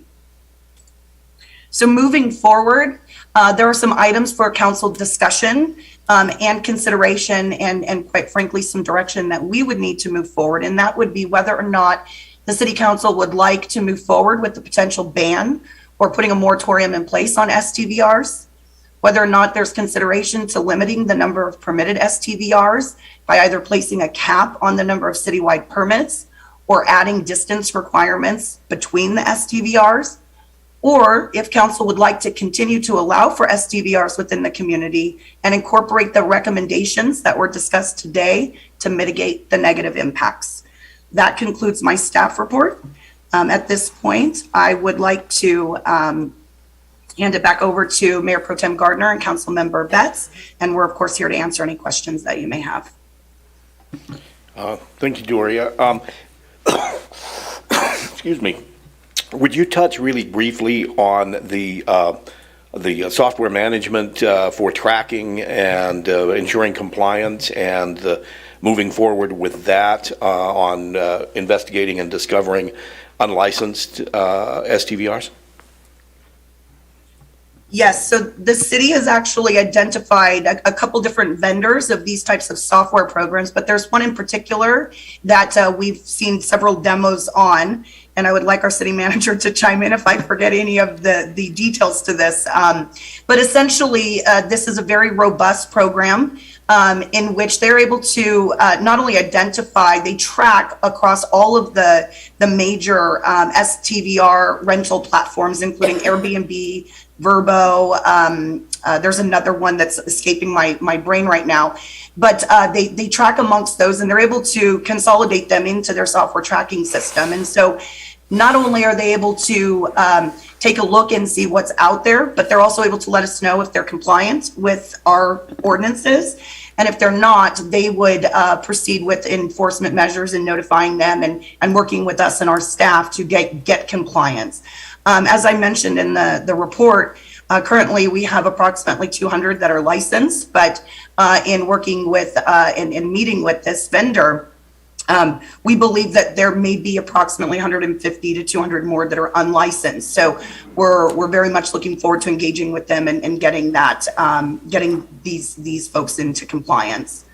Luke, I'm sure I missed a lot, but is there anything you want to chime in there? No, that's a good overview. And basically, the different software that we're looking for is more aggressive, as opposed to the one that we've been using for the past 3 years requires voluntary compliance, and this one's more aggressive, and we'll go out and look for them as well. It was a good presentation that we received in the subcommittee, and I hope that staff will bring that forward to the rest of the council. It'll be very worthwhile. One critical detail I think that was missed in the presentation was this software company can go back and identify who's been operating, go back for the past 3 years, determine how much TOT they should have paid, and give us the legal means to go back and collect it. So anybody who hasn't paid TOT as they should have and have been operating a vacation rental while we've had this ordinance that required it, there's a significant chunk of money that we can go back, and they're pretty confident that we'll be able to pick that up. So anybody that hadn't paid, take note. I have a quick question, Mr. Mayor. Go ahead. So you guys put the times in for Thursdays, Fridays, and Saturdays only. So how come we didn't include Sundays from 12 a.m. to 5 p.m. In that? Because that's when all the partying is happening, is Saturday or Sunday early mornings. I think the discussion was that we wanted to catch the times, and the determination was what we had here. But if you see something different, that's what this is all about. What were those times that you saw? Sundays between 12 a.m. to 5 p.m. I mean, that's it's- when all the partying is happening during Saturdays. Isn't that in there? Well, right now we have it Thursday, Friday, and Saturday as suggested, but when, depending on the direction this council goes, if we contract with the third-party enforcement agency, we can write into the contract the time limits that we want, but we specifically aimed for the high demand times, which are the weekends. So I appreciate what you're saying, and we haven't locked into anything yet at all, and that would come when the city council or the city manager negotiates the contract with the enforcement agents. But I think here, Yeah. if No, that's what I the council agree. decides to, Yeah. I don't know how we missed Sundays. I think he's right, that gets added in. And then one point on the enforcement is the city, as was noted, the staff, they'll do a nexus. And the idea is going to be to go out and figure out, as Rancho Mirage and other cities did, how much does it cost us? And then the benefits, the people who are benefiting from this will pay those expenses. Yeah, so that's how we will determine the licensing fee, for an STVR moving forward, is once we build out the regulation, once we build out the enforcement mechanism, once we contract with the software developer, and once we contract with the enforcement team, we'll know what the cost is, and then you divide that out by X number And by of going in, STVRs. and going along with that would be if somebody says, hey, let's add Sunday in there, if the direction Yeah, of so the staff that would here is affect add how the Sunday. contract is written, and so. So I hope And then somebody's taking I notes, because I sure say- want Sunday I would say included. also the conversation, are we going to be looking at this annually? Are we going to be reviewing these permits annually? If we see that one house is having numerous complaints and violations, what happens then? Yeah, well, I think everybody out here is going to step up the podium and say they want them banned entirely. They don't want any vacation rentals. I think that's. Before we get to the debate, are you guys finished with your report? Yeah. Yeah, I think staff did a great job presenting this. Before we get to the debate discussion by council, I think we need to hear from the public first. Again, I'll call out your name. You'll have up to 3 minutes. 3 minutes will be up on one of those screens above you. Once the timer goes off, we'd ask that you step away from the podium. Again, if someone has already said something, you're more than welcome to reiterate it, but do it in a timely fashion so we can move on to the next speaker. Use decorum when you're up there. All we want to do is hear what you have to say so we can get to a point of trying to make a decision on how we're going to move forth. We also ask if you have differences of opinions. That's why we live in America. So you smile and hold your opinion, and you're more welcome to talk about it here, but we ask that you respect everybody's opinion. Our first speaker tonight is Scott Rourke. R-O-A-R-K, did I say it correctly? You always hate being the first one, don't you? I'm sorry. Oh, lucky me. I'm Scott Rourke. I've lived in the valley since '79, just about every city in the valley. I never wanted to move to Desert Hot Springs. There was a bad element here that just wouldn't go away. Some of you that have been here a while know that. I do have, I love where I live now. I live up in Mountain View Estates, and it's the most quiet neighborhood I've ever lived in the valley. Due to a lot of vacation rentals, short-term and long-term, and a lot of owners that value their properties. I've seen a lot of the neighborhoods in town, near town, closer to town here, that have improved because of vacation rentals. Just start one on a corner and a couple more end up coming up on that block. The property values have increased immensely. A bad element seems to be going away in this town, and that could be due to some of the property owners taking more pride in their properties, and especially the rentals. The business has improved in the valley that has gained from it is immense. I know the hardware store is busy because I give them a lot of my business. I do work for a couple of short-term rentals as well as long-term rentals. I've been a handyman in the valley for forever, and I've seen the business boom in this town. And I know the difference between those with long-term rentals and the short-term rentals. There's such a big, vast difference in those that will spend money. The short-term renters will spend a lot more money on their properties. They're not afraid to do that. So the business is booming in this town because of it. I know the long-term renters with their properties, they seem to just be cheaper. They don't want to spend. They're afraid they're going to tear it up. So I don't see a lot of, with the tax revenues involved, I can't see that it's not a win-win situation to keep these things going and keep the city growing in a positive way, in a more beautiful way. It does improve curb appeal in the whole town, and I appreciate that. So that's enough of me. Thank you so much for your comments tonight. Much as you appreciate everybody's comments, we do ask that you don't make any clapping noises. I know it's hard not to when you're really supportive of somebody, but we want everybody to feel comfortable when they're up there. Sometimes you clap, sometimes they boo. Abel C-H-A-V-I, I think V-A, is that, I didn't want to ruin it too bad there. Chavarria. Chavarria. Good evening, Mr. Mayor and council members and DHS residents. I'm a business owner. I own a small business here in Desert Hot Springs. I have a handyman business that came about when the pandemic started.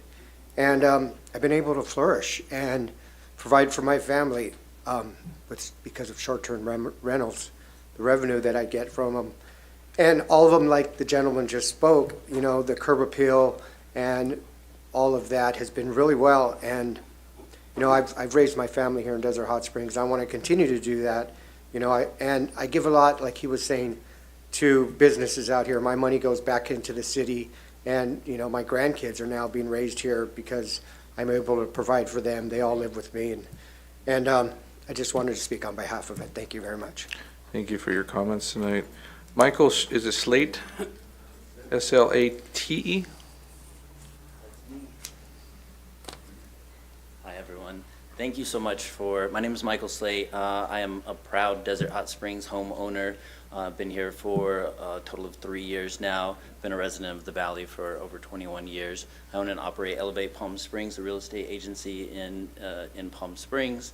Thank you so much for bringing this topic to a head and looking at it proactively from both sides.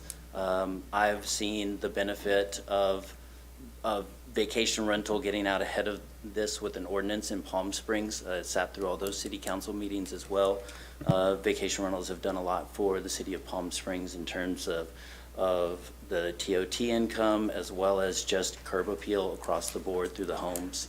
I think the most important thing when considering the topic of vacation rentals is that it does need regulation and that it does need compliance that will bring about that good neighbor that we need from people, so that the home is going to be impacted if you are not operating as a good neighbor, meaning sound. In Palm Springs, they're not allowed to have any noise outside whatsoever, and I strongly believe that that's very important.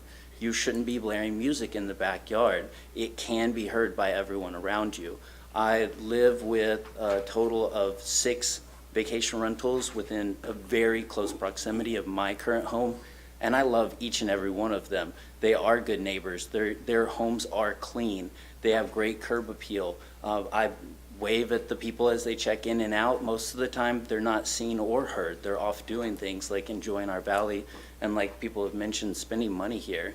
I think it's good. Desert Hot Springs has a long way to go, and don't stifle our growth before we even get going. I want to see this town turn around, and it deserves this opportunity to grow. So I think that's it. Thank you, guys. Thank you for your comments tonight. It's either Christina or Christine Elwood.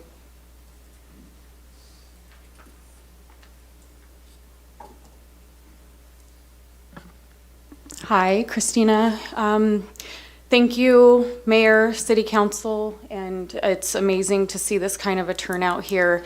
I am a native to this town. My mom sat on City Council. My father was on the for Sheriff Police Department, and this town is dear to my heart. I'm now raising my family here. That was my husband who was just speaking. And I would like to just share with everyone, I sit on both sides. I currently manage for short-term vacation rentals, and I also live in the same neighborhood as him, and we are surrounded by them. I have one next door that is not permitted, so absolutely, I agree that that should not be happening. I am all for regulations so that neighbors feel supported. I think that's really important. These are our neighborhoods, our families, our children, the place where we go for reprieve and rest. And I do agree that everyone should feel supported in living in their home within their community. Hopefully there can be some sort of agreement to where both parties can feel supported in that. I do manage the properties. I don't have a lot of problems. People are generally very respectful. I help the owners of the homes. I am the boots on the ground, as was mentioned. I do respond immediately. My phone is attached to me. That is because I decided to take a position of being of service to the community, because this is it is a positive thing, I feel. The growth, yes, the what it brings in terms of the aesthetics of the community, the type of people who are coming here are spending money. I refer local places to them to try to not have them go other places like Palm Springs, but introduce them to amazing businesses, mom and pop places that serve delicious food. The Adobe Museum. I mean, we have a lot here, and it's very exciting to be introducing these people from other places to our town. So I would like to do what it takes to continue to allow that to happen. Thank you. Thank you very much. Next speaker is Joanna Edwards.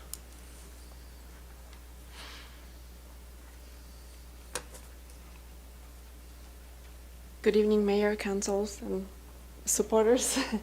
I've lived in this city since 1984. My parents live here, my children still live here. And about a year ago, we decided to do something for the city, and we found dilapidated property that we rebuilt it, made it beautiful, and created a short-term rental because it called for it. It has a hot water well on it. As a brand new owner and person that's in this business, regulations are very important. Knowing what to do, where to look, like would be nice to, for somebody like me, look on your website and find all the information. This is what it requires for me to have a short-term rental. It would be very helpful, and I think be more friendly, because I think city working with the business owners and business owners working with the city is the future, and it makes the city only better. And thank you. Thank you for your comments tonight. Tim McNeely?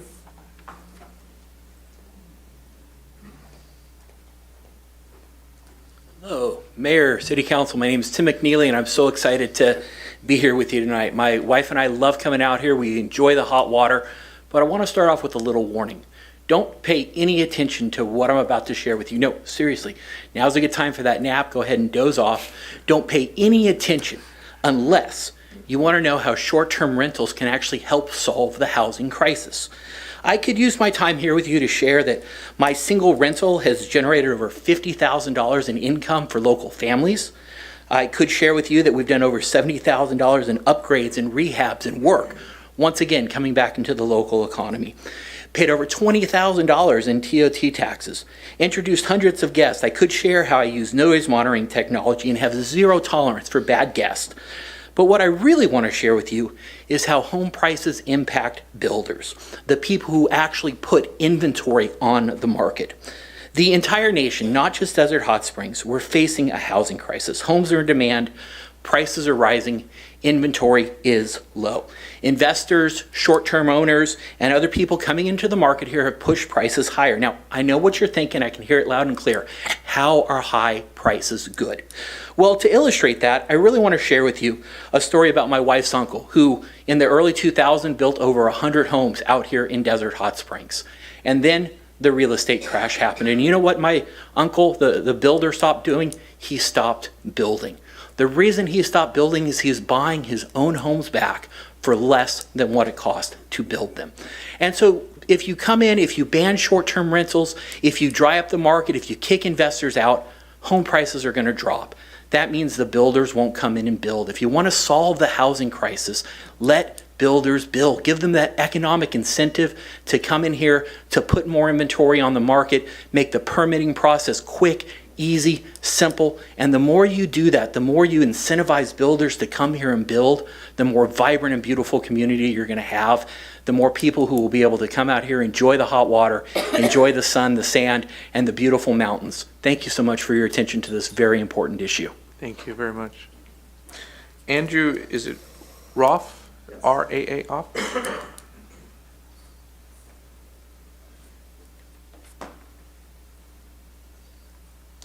Hi, Mr. Mayor and council members. Thank you for allowing us to contribute to this discussion. I'm a homeowner and taxpayer in Desert Hot Springs, and I do rent my place out when I'm not here in town. I have a city permit, I pay my TOT, and I do everything I can to be a responsible owner and have only good tenants in my home. I understand there have been concerns about short-term rentals. I think we're in a situation where most short-term rentals don't cause problems, but there are some bad apples. There are bad apples in terms of property operators and in terms of guests. But I would encourage the city not to throw out an entire economic opportunity and travel destination just because of some bad apples. I do support reasonable regulation to make sure owners and tenants are operating responsibly.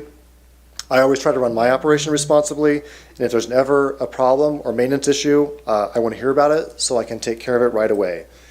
I completely agree it's important to step up enforcement of the unlicensed, unpermitted operators that are trying to fly under the radar and not pay the TOT taxes. A total ban would only eliminate people like us that are here tonight who are trying to do things responsibly, and we'd only be left with the unpermitted rentals that are probably causing most of these problems. Now, specifically on the item of the distance radius, I'd like to suggest that we don't do that. I think using a distance radius would create a bizarre map of bubbles and lines and a zoning overlay that would be really difficult to implement and enforce. And I don't think it would be fair to residents who just want to get a permit to rent their house out a couple times here and there to make some extra money, and tell them that they shouldn't be allowed to do that because someone 3 blocks away already has a permit. So I would encourage a different means towards some sort of a cap in the future. Once we have time to roll out this new ordinance, let it play out, and then maybe reassess how things look after the unlicensed operators have been eliminated from the market to the extent that we can. The city has done a great job so far setting people up for success. I think this short-term rental program can be another example of that in the continued revitalization of Desert Hot Springs. I know there's a lot of passionate people here tonight with a lot of different experiences, but if we have continued collaboration with the city, I'm confident that we can find a good middle ground solution that works for Desert Hot Springs. So thank you. Thank you very much for your comments tonight. Joshua Woody.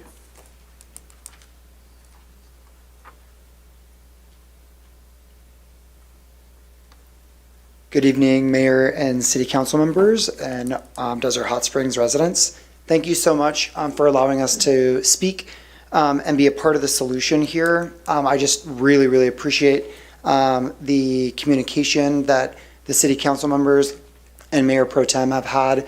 I emailed some of my thoughts about short-term rentals, and I immediately got a call back from Mr. Betts and Gary Gardner, and had a great conversation, and they were really interested in hearing my perspective. So I really appreciate that. I own a short-term rental here that I'm also out here half the time and rent it when I'm not here. It's been really successful, I think in part because I have followed all of the city rules. A lot of it is, I think, pretty simple. Making sure that I have a license, paying my taxes, but then also sending out a letter to all of my neighbors has been really helpful so that they know my number, and I have an open invitation and collaboration with my neighbors. If they have any concerns or issues or want to talk about anything, to call me right away so that we can address it immediately. I have a noise meter in my home, which allows me to make sure that if anything is rising above an acceptable level, I can reach out to the tenants before it even becomes a problem. I do feel like tourism is an important part for DHS and their revenue in the future. We can be coming into some uncertain times economically, and I feel like it's really important to diversify our income stream and not just rely on things like cannabis. So I think we measure the TOT taxes and have that out in the report. But what's not in the report and really hard to measure is the incredible amount of income that's coming from short-term renters that come to our homes. We give them recommendations for all of our wonderful local gems here in town, restaurants, spas. They're spending money here. We've had repeat guests who say, I came initially because I couldn't find an Airbnb in another town like Palm Springs, but I'm coming back and I'm not going to be going to restaurants in Palm Springs. I'm going to be spending my time here in Desert Hot Springs. So I think that's really cool. That's all I have. Thank you. Good, thank you very much. Kim Lee?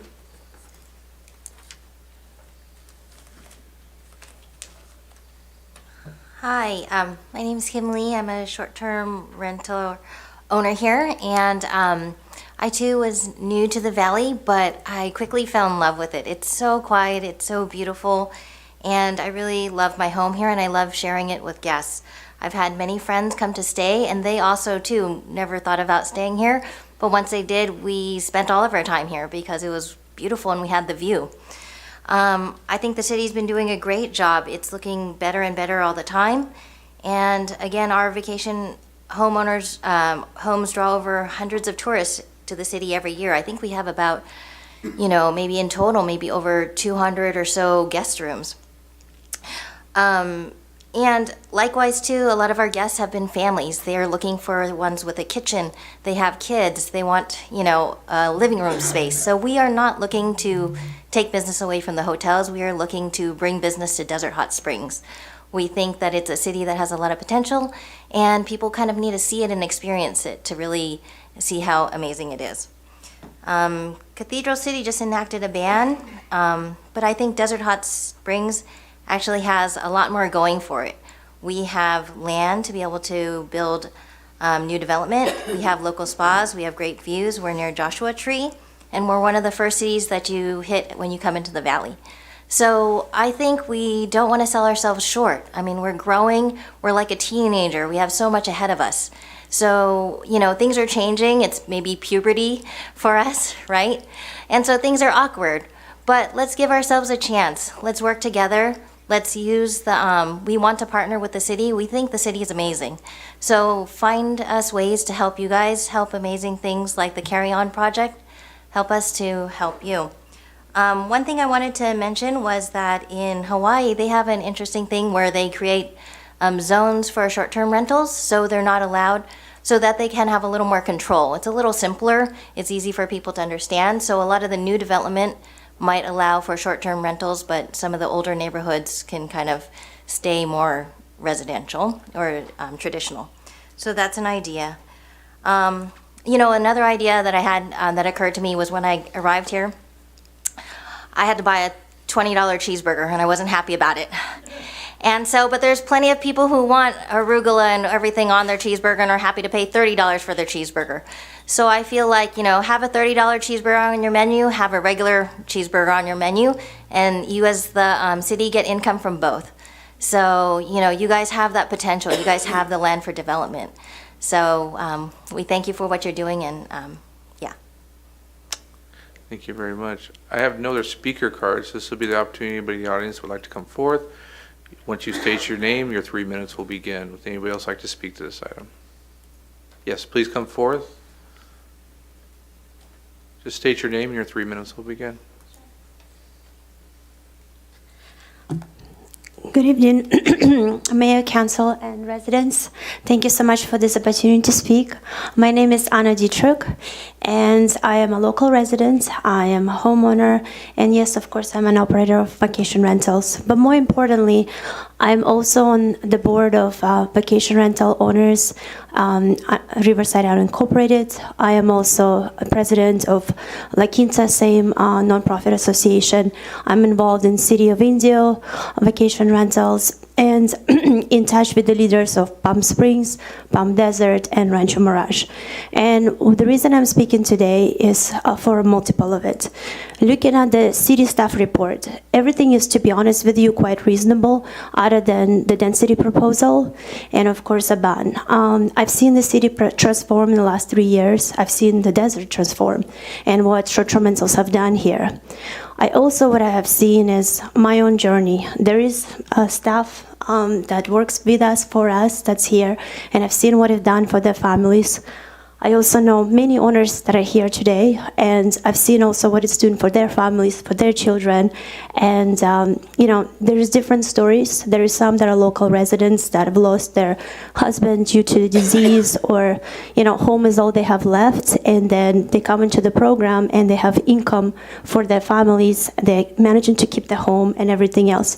Yes, there is some investors that are maybe buying a second or a third home. I don't believe at this point there is an issue, and this is something you can, monitor. But in general, I can tell you from everybody I deal with, it is regular people. Now, in terms of the future here, I think the first plan of attack is definitely unpermitted. What I have seen in other cities, for example, La Quinta, it was between 40 to 60%, quarter after quarter, and I have all the data, I'm willing to send it out, have been from unpermitted. So signing on with Decker or whoever you're looking for the vendor, the way you can stop that is you need a license in order to get listed on main OTIs. That way they can't even advertise, they can't go live. You cut off their hands. So that's step one. Step two is I think it's reasonable to look into permit, what are the fees and how you can potentially pay for this additional code enforcement. It's important. You can have whatever ordinance you like, but if it's not enforced, you're just writing it, right? So, I think most of us here are willing to, whatever it is to contribute to make sure that you have enough staff, and those that are not obeying the rules, they gotta go, right? And that will solve a lot of problems. In specifically March, which is our tennis tournament month. I hate to cut you off right Yeah. now, but I need you to wrap up. Sure. There was, I believe, 16 complaints for the whole city, and we have 1,000 permits and only 2 citations. That is what a good ordinance and good enforcement can do for here. Thank you so much for the opportunity. Appreciate it. Thank you. You got a lot of great ideas. I'm sure these two will reach out to you. Appreciate it. Thanks. I know there was another hand in the back there. Please come forth. You'll be after this young lady here.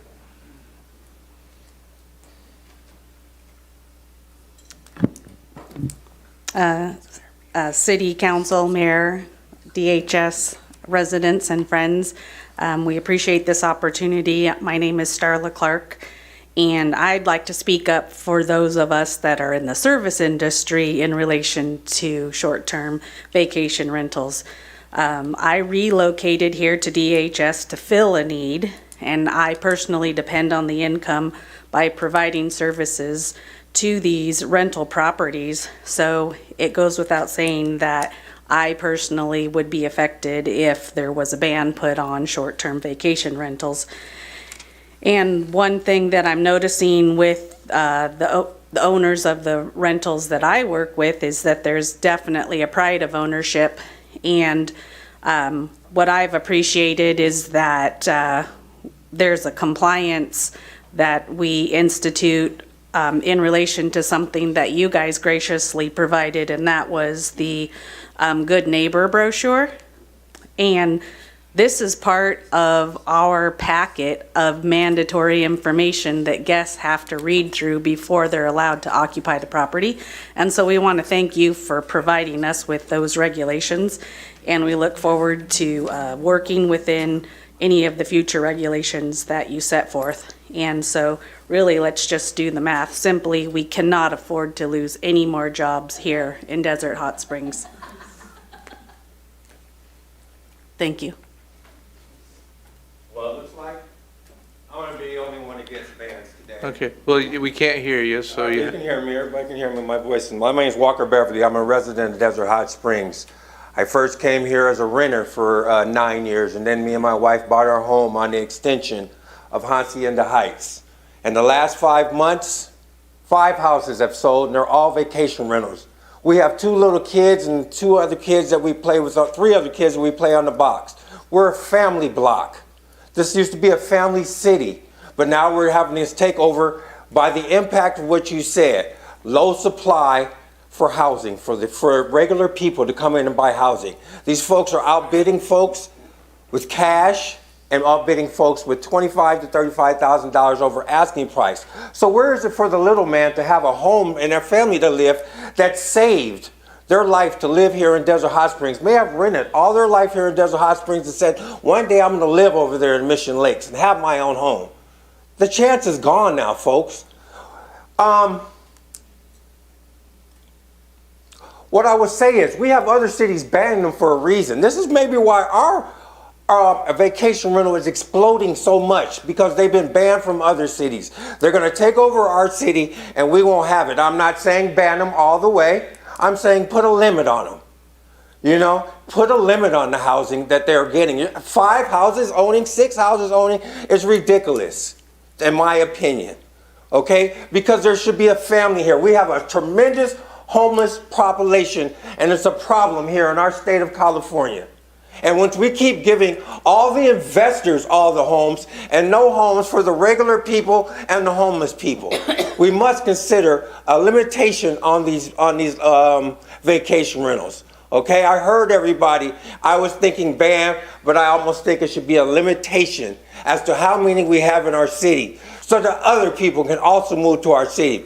Because we like taking care of our homes also. I spend a lot of money taking care of my desertscape and putting it in front of our house. We bought a pool and put it in the back of our house. So we spend money in the city also, the residents. We have to spend money 7 days a week, 365 days a year here in Desert Hot Springs because we live here. We go to the pharmacies, we go to the gas stations, we go to the restaurants, we go to the grocery stores. We live here.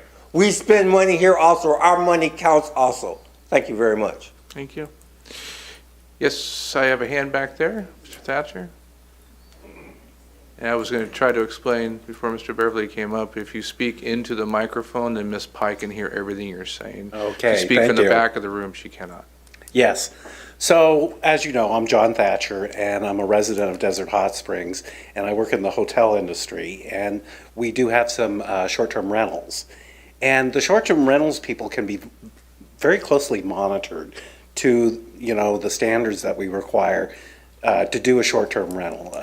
There's ways of double-checking to make sure they're legit, and a lot of the sites double-check and verify their presence. And I think that it's good for the city and good for tourism to just leave it alone. Maybe have some rules on compliance and crack down on the people who are not behaving properly.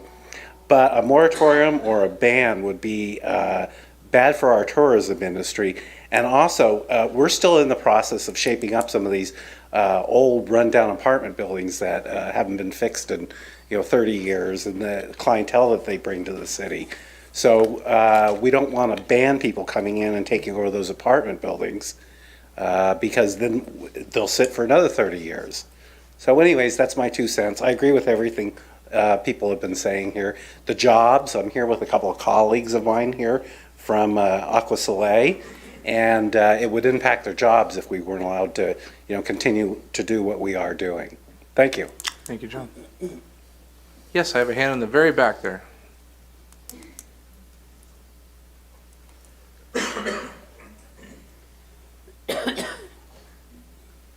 As you start to see someone finish their comments, feel free to start heading towards the front.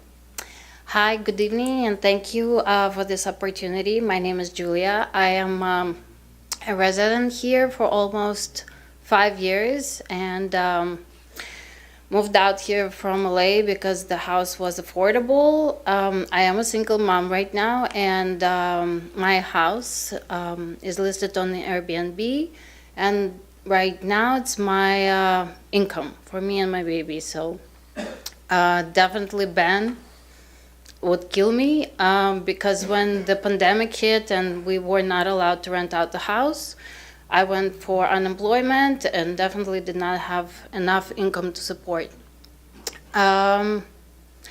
Regulations, I definitely got the permit as soon as you guys requested the permits. I take care of the house myself. The ratings on Airbnb is very important for your success, for your rental. So I definitely put my best to keep my house in the best shape and to attract clients. And I do provide, I pay for my gardener, pool guy, not very cheap because everything needs to be sparkling clean and, top notch. So regulations, great, but please do not ban. Thank you so much Thank for your comments.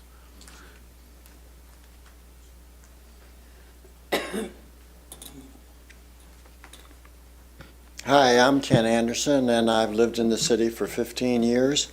I want to thank Councilman Betts and Gardner for bringing this up and putting it on the agenda and for all the hard work. I went through their presentation on the website. My reason for being here is not to ban STRs, but I want to make sure we have some common sense rules in place. I approve of most of what the staff report did. I have a few questions and concerns. One, I feel that there should be a distance set between the STRs, just because I don't want them back to back or next door, 2, 3 of them in a row. I think that Councilman Betts put in a thing from Nevada, about 1,000-foot distance between them. That may or may not be too much, but we need to have, I feel, some distance. I'm also concerned about who responds if the owner or their agent does not come in 30 minutes. It says it's an on-duty team. Who is an on-duty team? If it's our police, it just puts another burden on our police who do not need that. Perhaps a stronger penalty on each offense with the 3 strikes you're out is the final result. But we need to keep that in mind. And with so many people looking to start these rentals, I feel that we need to come up with these rules and regulations sooner rather than later. Also, as a member of the COPs, I have sat in on different groups who have wanted to start Neighborhood Watch. If you have a lot of rentals in a neighborhood, you might as well throw Neighborhood Watch out. Because I have no idea who that person walking down the street, who all those different cars are. In my neighborhood, we have called on cars that we do not recognize, and we know they do not belong there. I cannot do that anymore. So I think that is a concern also. Final note about the economic report that Councilman Gardner submitted. If the rentals are generating over $1 million in revenue, why don't we discuss adding 5 more police officers to our limit instead of leaving it at 33? Thank you. Thank you.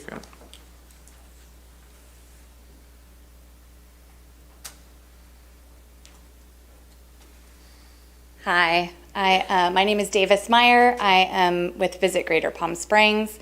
And on behalf of Visit Greater Palm Springs, I want to express our support for your efforts to continue to allow vacation rentals in the city of Desert Hot Springs with increased regulations and enforcement. Vacation rentals have long been an important accommodation option for visitors coming to our valley, and are more important for the city of Desert Hot Springs as it continues to grow and add new visitor experiences. With only about 17,000 hotel rooms total in the entire Coachella Valley, it would simply not be possible for us to host events like Modernism Week and Greater Palm Springs Pride and the BNP Paribas Tennis Tournament, and of course the festivals that have put the valley on the map without vacation rental accommodations, and certainly makes it challenging to attract new events if vacation rental accommodations are not an option. Strong policies around noise, parking, occupancy limits all help make vacation rentals a sustainable lodging option that preserves the character of our neighborhoods and allows residents to benefit from the quality of life that vacation rentals bring through tax revenues and visitor spending at local businesses. Visit Greater Palm Springs is happy to be a resource for the city through data and research. We're happy to provide the economic impact study, and we'll have a 2021 economic impact coming shortly. Also in providing best practices when looking at policies such as around requiring noise monitoring devices. There's some great rebate programs and other things that cities have done like Big Bear. So happy to provide resources around those. I want to acknowledge the city staff and the subcommittee for all of your work on this. There is no one-size-fits-all solution. It's different in every community, but we do know that well-regulated vacation rentals help support our community, help support our quality of life, and we appreciate your commitment to a fair and balanced approach that protects residents while continuing to welcome our visitors. Thank you. Anyone else want to come forward? Yes, ma'am.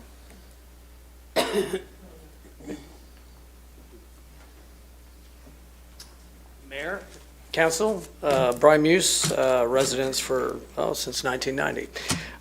First of all, I'd like to say I'm not against a ban right now.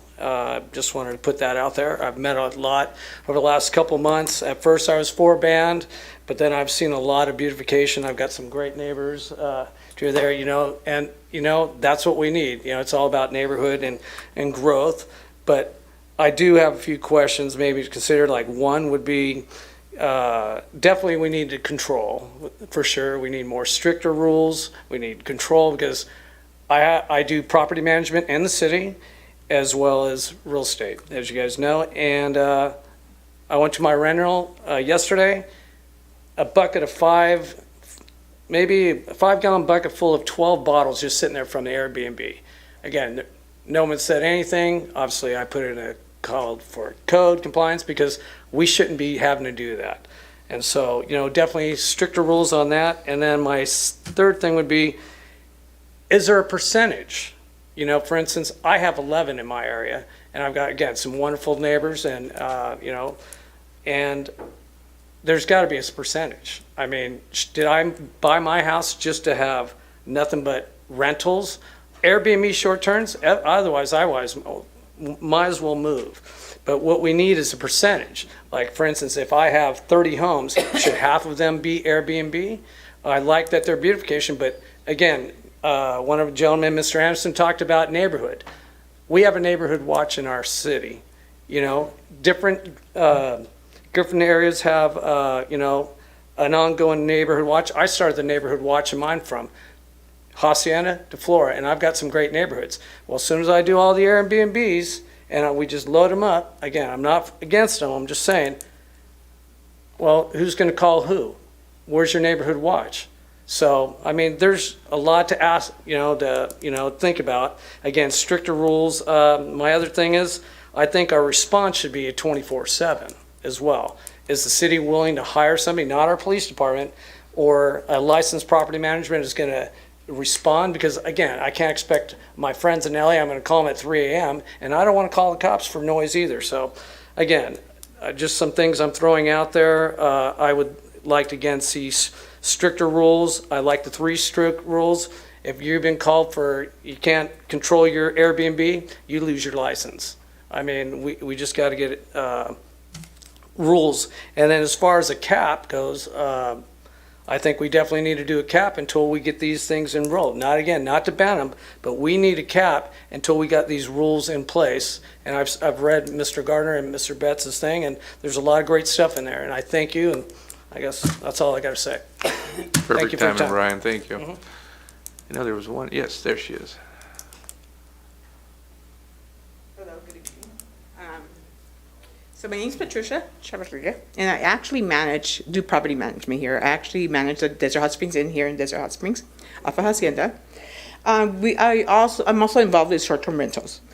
I see it's enlightening for a lot of us. I meet a lot of people that come from other countries and visit, but they're not willing to stay, let's say, at a hotel. They want to stay something that's more intimate, more safe for them, the way they see it.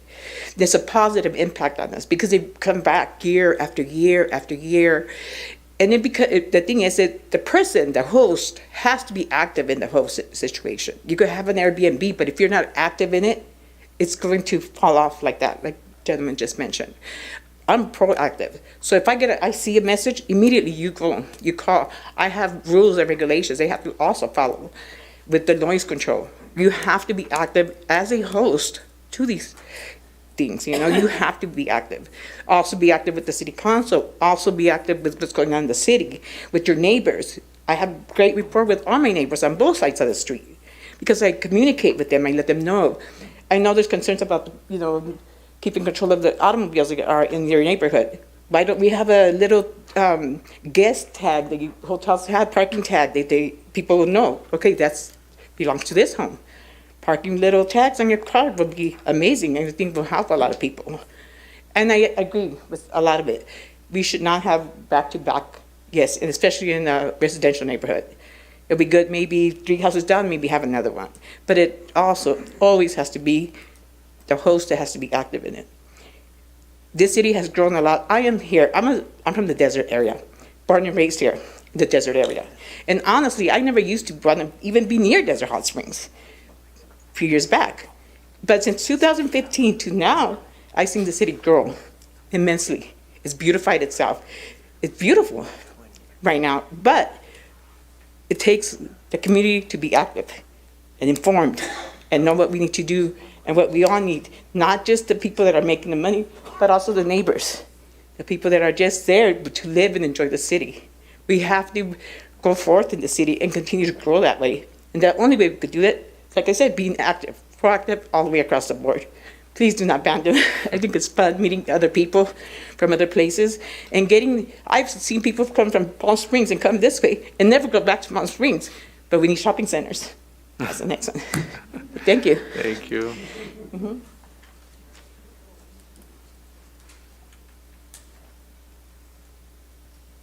Hi there. Hi. You can pull it down if you need okay. to. There you go. I'm a little short. I wasn't going to speak today. I'm not good at speaking, but I'm Deborah Haas and a short-term rental property owner with my father. I grew up in the desert, and we were so excited to actually finally buy a vacation rental for our family. And then only way we could actually do it would be able to also rent it out while we're not using it. So we have our family come, and it's such a nice, wonderful time. What I really wanted to come here and talk about is a story.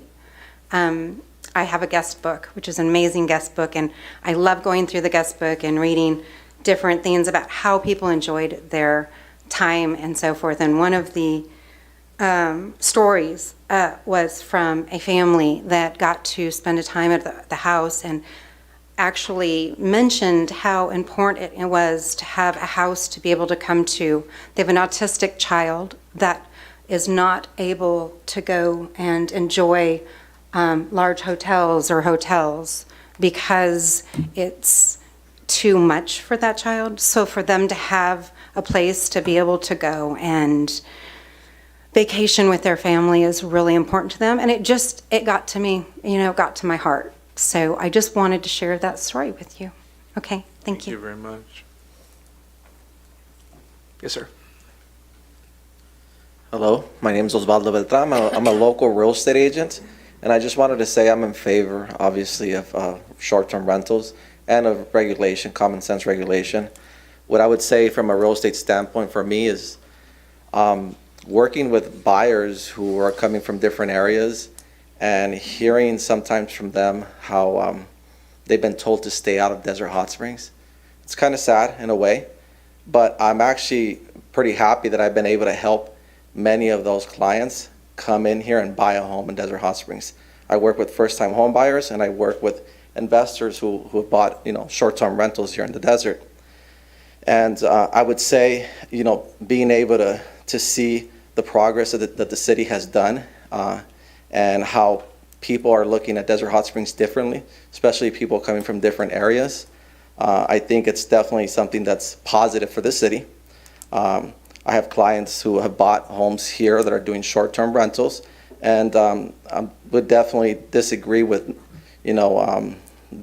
having them to spread out. Many of them are coming and inviting their friends to come and buy because of the experience they've had here. So that's all I have to say. Thank you so much.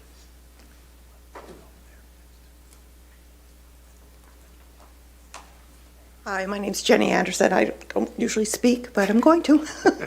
I'm a resident here for about 15 years, and I feel like I don't think that anybody's really in favor of banning them. I just feel like we don't want to lose our community. I still want to feel like a neighborhood. So I think that the radius thing is very important. All the other regulations that I've seen going through, they all seem really sensible. And it sounds like all of the Airbnb people take a lot of pride in their homes, and I'm impressed by what they have to say today. But as a resident, I want to feel like a neighborhood. I want to see children running in the street. I want them to be the same children. I want kids to have friends that they play with on a regular basis. So Airbnb's great, just spread them out enough. That's it. Thank you. Anyone else? Hi, my name is Violet. I don't like talking, but I'm going to talk today. Thank you for the opportunity. But I'm a new resident of Desert Hot Springs, and I do own a vacation rental. And that family orient is, we are keeping that family orient. We have 2 homes in Desert Hot Springs, and we are communicated with our neighbors. It's a new area, new block. It's all new homes. But we have a very friendly communication and relationship with all the neighbors. And they will text each other to see, are you coming this weekend? We're going to be there. Are you guys going to be there? So it's a family orient as well as an income-based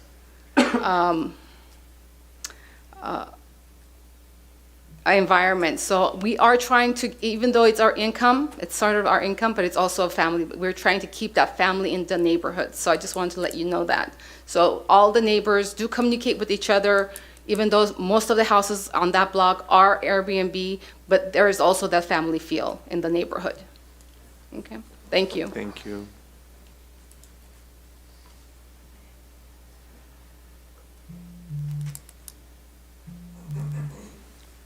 Good evening, Mayor, council members. My name is Jack Myers. I've lived here for 14 years. I've listened to all the comments tonight, and a year ago, that wasn't Airbnb wasn't even on the radar for me. We've lived in the same house for 14 years, and the street hasn't really changed. We had some vacant lots at the end of the street because when we bought in 2008, that's when the housing downturn came and the builder was taken over by the bank. But anyway, so about a year ago, or maybe a year and a half, they filled up the rest of the lots. There was, I think, 10 houses. Now we have 6 Airbnbs. Now, I was really nervous at first because I didn't really understand it. I didn't know what what's going to happen, because I knew all my neighbors. We all moved in the same time.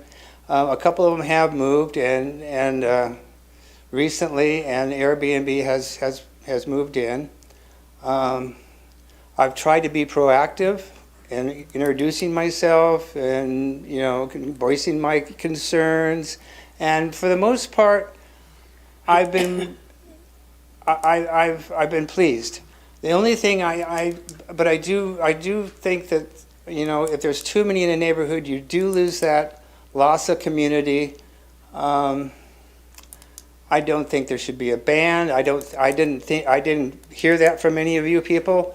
I just think that, we really need to before there's a problem, we need to really look at the regulations and make sure that going forward, this can be positive. Airbnbs are here. They're not going anywhere, but let's make it so everybody can live together, especially the people that live here full time. That it's just, I'm concerned about what's going to happen to our neighborhood. Yes, they do put a lot of money in their houses. I give them that. I do too. In fact, my street is only 14 years old, and everybody keeps it up pretty nicely. So I don't know. I just wanted to voice my opinion as a property owner, not an Airbnb owner, that we are here also. Okay, thank you. Thanks, Jack. All right, second call. Hello. Hi, everyone. Nellie Arakelian. I purchased the property about 6 months ago. Before I even purchased the property, I called the city asking if there is any restrictions. And the answer was no. And I got my license and everything. So I'm operating an Airbnb where I am also staying with my family whenever it's not occupied all the time. It's only the weekends and not every weekend. So if before I purchased, the answer was yes, there is going to be possible restrictions, this and that, I would not probably purchase the property. I wouldn't even look into it to put my hard-earned money into this city. Although I love it, and like I said, we stay here, but that would not have been, it would have been a different investment at the end of the day. So I understand people are saying that maybe you should do like distance restrictions, but because there are 200 or maybe even more, my suggestion would be to maybe get whatever is out there, restrict those, maybe restrict new rentals. So that way, at least you won't overpopulate with short-term rentals, and the locals can have their lives in a regular way also. So that would be my input.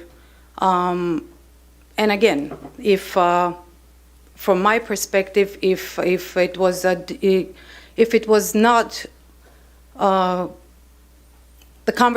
it was not given to me that this is an open city which is that's how it looks like when you look into it from the get-go. Then a lot of people will not go. A lot of people are not investing in Cathedral City these days. They're not investing in Palm Springs nor, I don't know, Palm Desert because it's a restricted city. So from the get-go, I think you guys should. Hello, my name is Marisol, and I'm just here to say on behalf of, I'm a house manager worker for vacation rental. Me and my husband work full-time, and the vacation rentals have really helped a lot of just people that need to work with the COVID and everything. I've managed to help a lot of people get jobs, full-time jobs, and help support their family in these hard times. So vacation rentals have really helped a lot of family and workers as well. So that's all I want to say. Thank you. Thank you so much. Hi, my name is Carre Martinez, and I want to second what she said. I'm also an employee, and this has given me an opportunity to be able to support my family, and as well as I also do property management, and we definitely try to follow like regulations and make sure that we enforce them. And yeah, I just want to put my input. Thank you. Thank you so much. Anyone else? Yes, sir.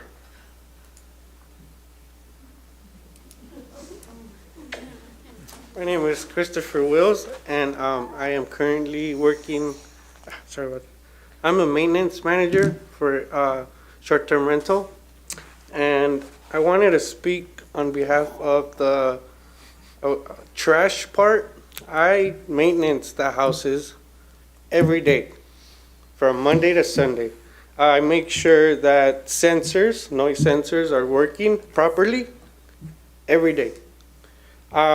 We get notifications to our cell phones, and we have cameras at every house. So we monitor what people are doing in a good way. And I personally think that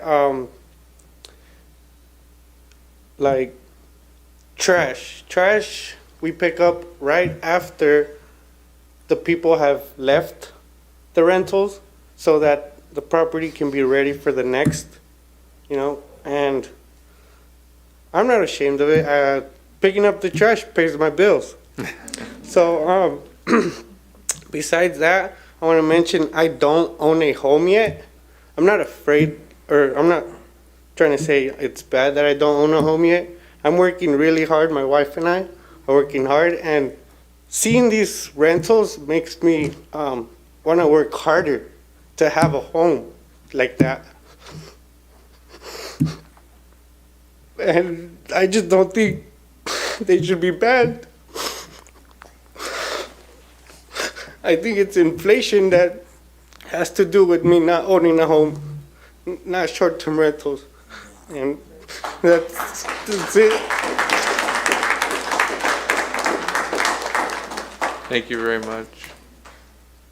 And it doesn't get easier when you have kids, I'll tell you. I got 5 of them, and they make me want to cry every day, I'll tell you. And the more you do for them, the more you get emotional, I'll tell you that. Anyone else? Final, okay. My name's Ari Masterakis. I have a short-term rental here in Desert Hot Springs. And I know some of the people that live here are not super for it, but the desert is an area of tourism, and that's a good source of revenue for the city. The beaches have it, the mountains have it, the desert has it too. It's just where people flock to. A recent study was done by Lend EDU.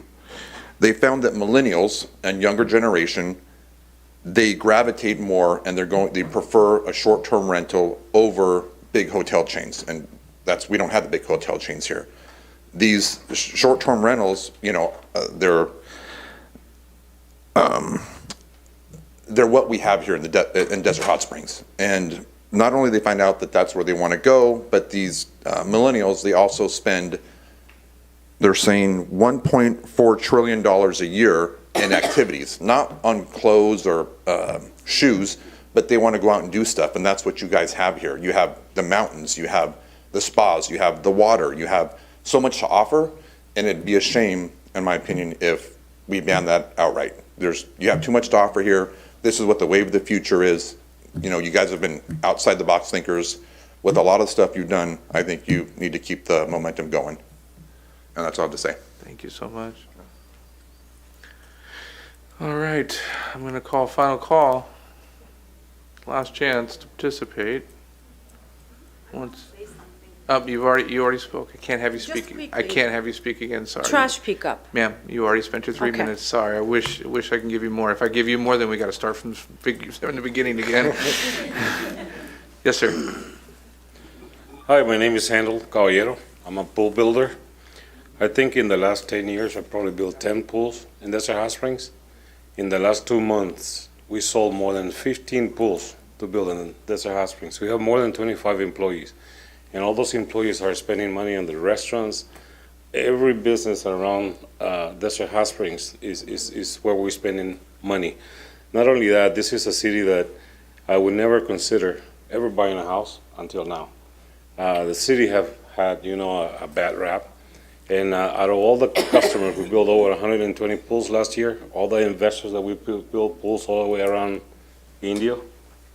I'm recommending Desert Hot Springs. I mean, the views and not giving the opportunity to the city to grow the way it is, that we've seen it in the last couple of years, it would be a shame. That's all I have to say. Thank you. Thank you very much, sir. Anyone else? Go once. Once we do close it, there will be no more participation from the public. Yes, ma'am. She speaks only Spanish. You may interpret for her. Can you interpret? I'll try. That'd be great. Both of you go ahead and come on up. Take your time. If not, I've got Mr. Nunez here. He can help too. Hola, buenas noches. Mi nombre es Marilini Lora. Yo hace 9 años empecé a trabajar en Airbnb. Okay. Slow down so she can interpret. I got a little bit. It's been 9 years since she started working with Airbnb. Empecé con una casa. She started with a house.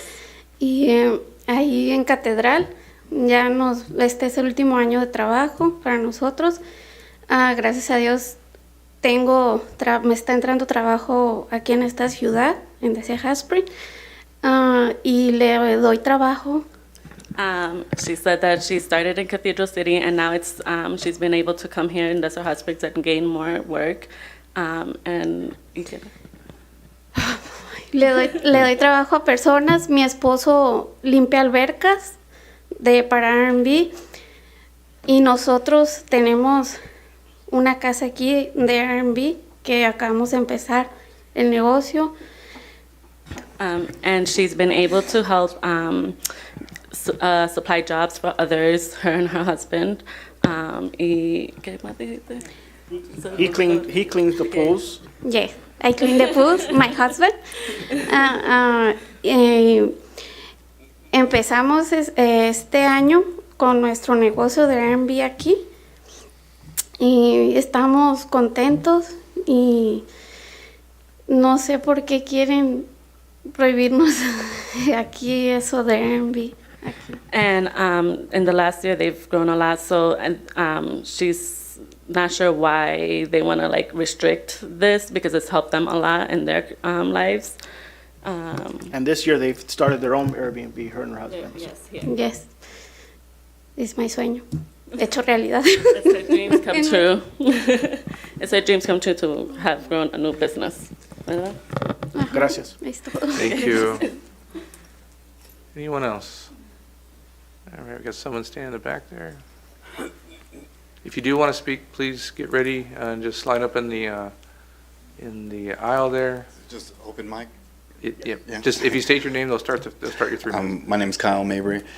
I normally don't like to just argue for myself, but I see a lot of people out here actually standing up for Airbnb, and it shows a lot of support. But for myself, I actually have an irregular shaped lot. It's about an acre from one building to the next. So one of my neighbors is actually a Airbnb also, and there's a large, over 200 feet from building to building.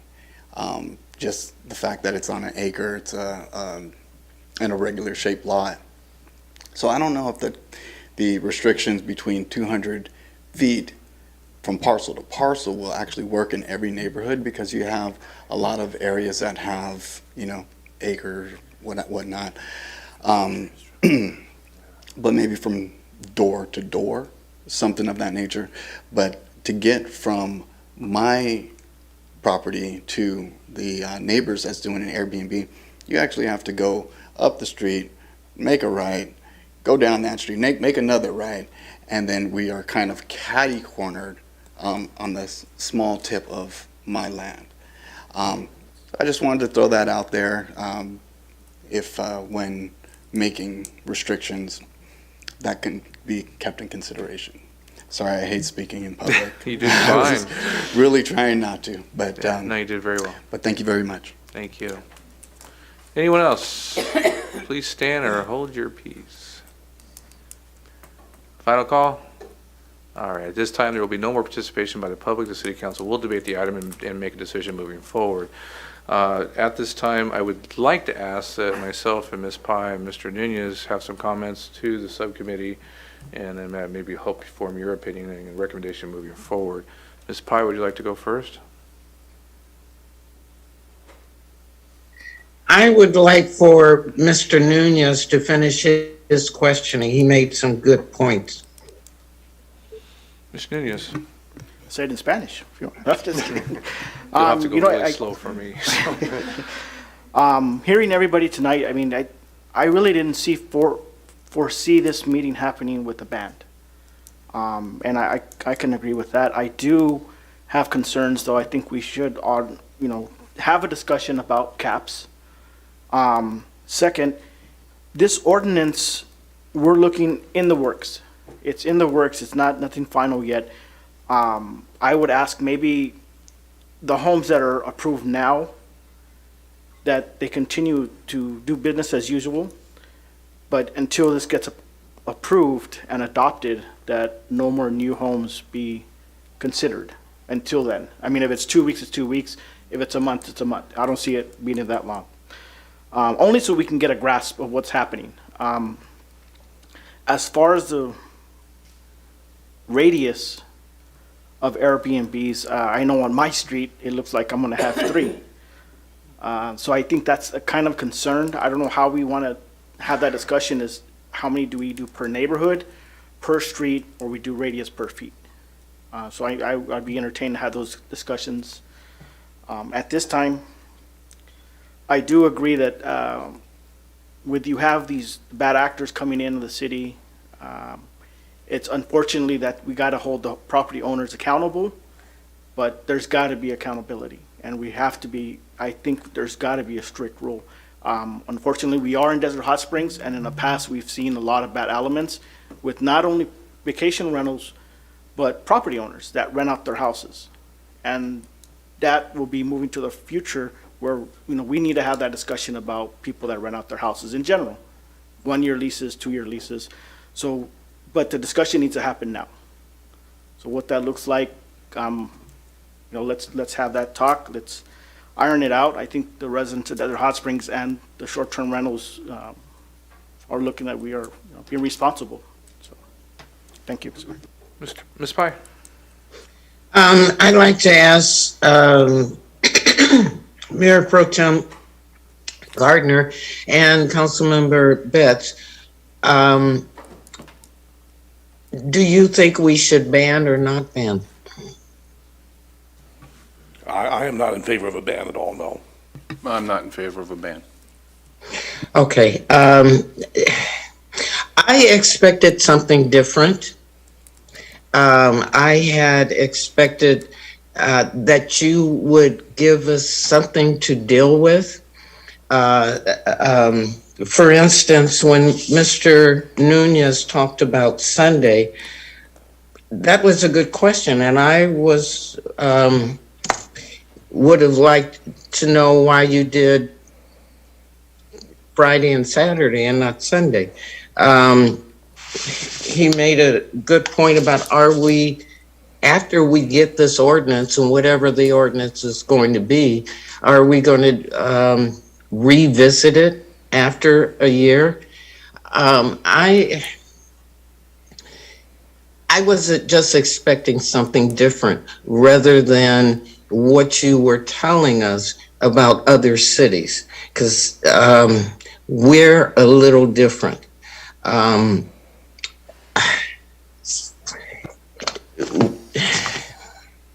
Nexus, I would have wanted to know how long the Nexus is. I that would tell me whether or not we should ban. I would have liked how much it would cost to have the code, to beef up the code enforcement. You gave us stuff, but you didn't give us an opinion on it. When you came up with the pros and cons, I would have liked to have heard the pros are good, but the cons, what would you have done to correct the cons? We're asking to do that now, and I don't think that's appropriate for the rest of the council, but here we are. We are the fastest growing city in the Coachella Valley. So we have to recognize that. We have striven hard to have a better reputation. Councilmember Betts and Mayor can attest to that. If someone does not respond in 30 minutes, what kind of penalty will there be? We're going to throw this to staff, and we have not told them what we want. And I was hoping we would get some of that. As Councilmember Nunez did, I agree with a ban until we find out what we're doing.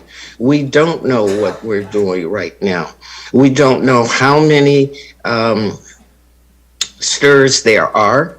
We are guessing on the unlicensed ones. So I think we do need to put a ban until we find out what we're doing, and then the ordinance comes to pass. And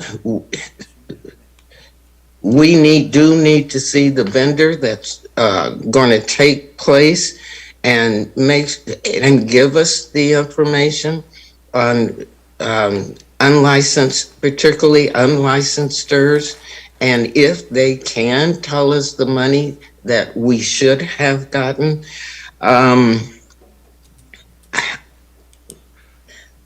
I just don't know how we are going to throw this to staff, and I'll rest my case for now. Sure. Well, I think if we had come and said, I mean, we came and said Friday and Saturday, was it Thursday, Friday, Saturday, Friday, we said, and then somebody points out, well, what about Sunday? So the whole idea is here's the rest of the council is going to work this out. On the different other thing you mentioned was what happens if they don't respond in 30 minutes. Well, they risk losing they risk losing their license, their ability to operate as an Airbnb. These got to be proactive, responsible owners. I get that sense out of the people that are here, that they're very concerned about it. I think that's gone through the industry with things like the noise monitors that have been required and that we're requiring here. I don't think anybody has any objections to those. One of the ads for those noise monitors was, geez, I lost my Airbnb because they didn't have a noise monitor, and now the guy's selling them, and pushing them.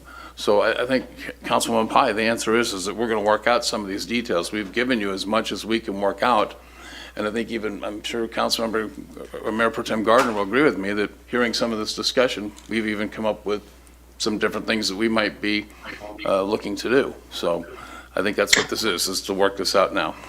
I'm not debating it. It is what it is. Okay.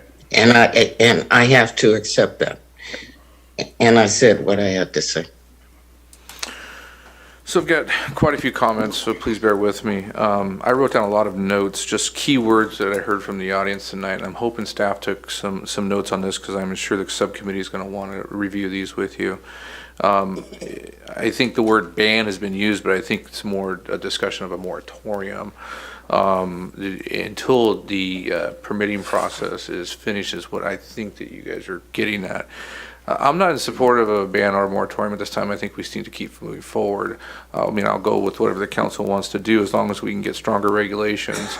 I think this is good business for our community. You've seen the revenues that are coming in, close to $750,000 this last year, and that's not including the ones that are legally operating. So if you actually go out and we hire someone to go after those, you can see over $1 million in revenue from this.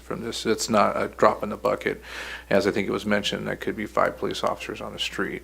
So there's a lot to that. There was also someone else that mentioned, you can't always rely on cannabis tax. That's absolutely right.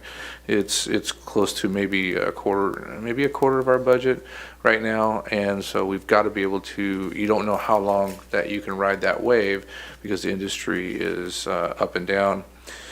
Again, this is also something that I think everybody needs to realize that Airbnbs or I shouldn't say Airbnb, STVRs are, it's kind of a trend right now. People like to use them. People like to not have to go to that busy hotel. I'm not advocating for them, but my family, this is our 1 year, once a year, my wife's family, we all have birthdays about the same time. We all go stay at a STVR somewhere, and we've had good experiences and we've had bad experiences. If you go to Big Bear, it's very restrictive, and they have a lot of regulations, and I'm a regulation guy, so I kind of like it. First thing we always do is go into that manual. Someone said that they put a manual or some sort of directions on the table. It's the first thing we do because I got a bunch of teenagers, they need to get their Wi-Fi codes right away, but I like to read through them and see the restrictions so I can make sure that we don't get called on, because a lot of them do have sound monitors and cameras on the outside, and we want to make sure we're adhering and not disturbing the neighbors. I've had bad experiences where I've gone to other cities. We went to an Ocean Beach city recently last year, and it was not the greatest experience. The house wasn't comfortable. The trash was overflowing. There was no manual that had anything except for the Wi-Fi code in it.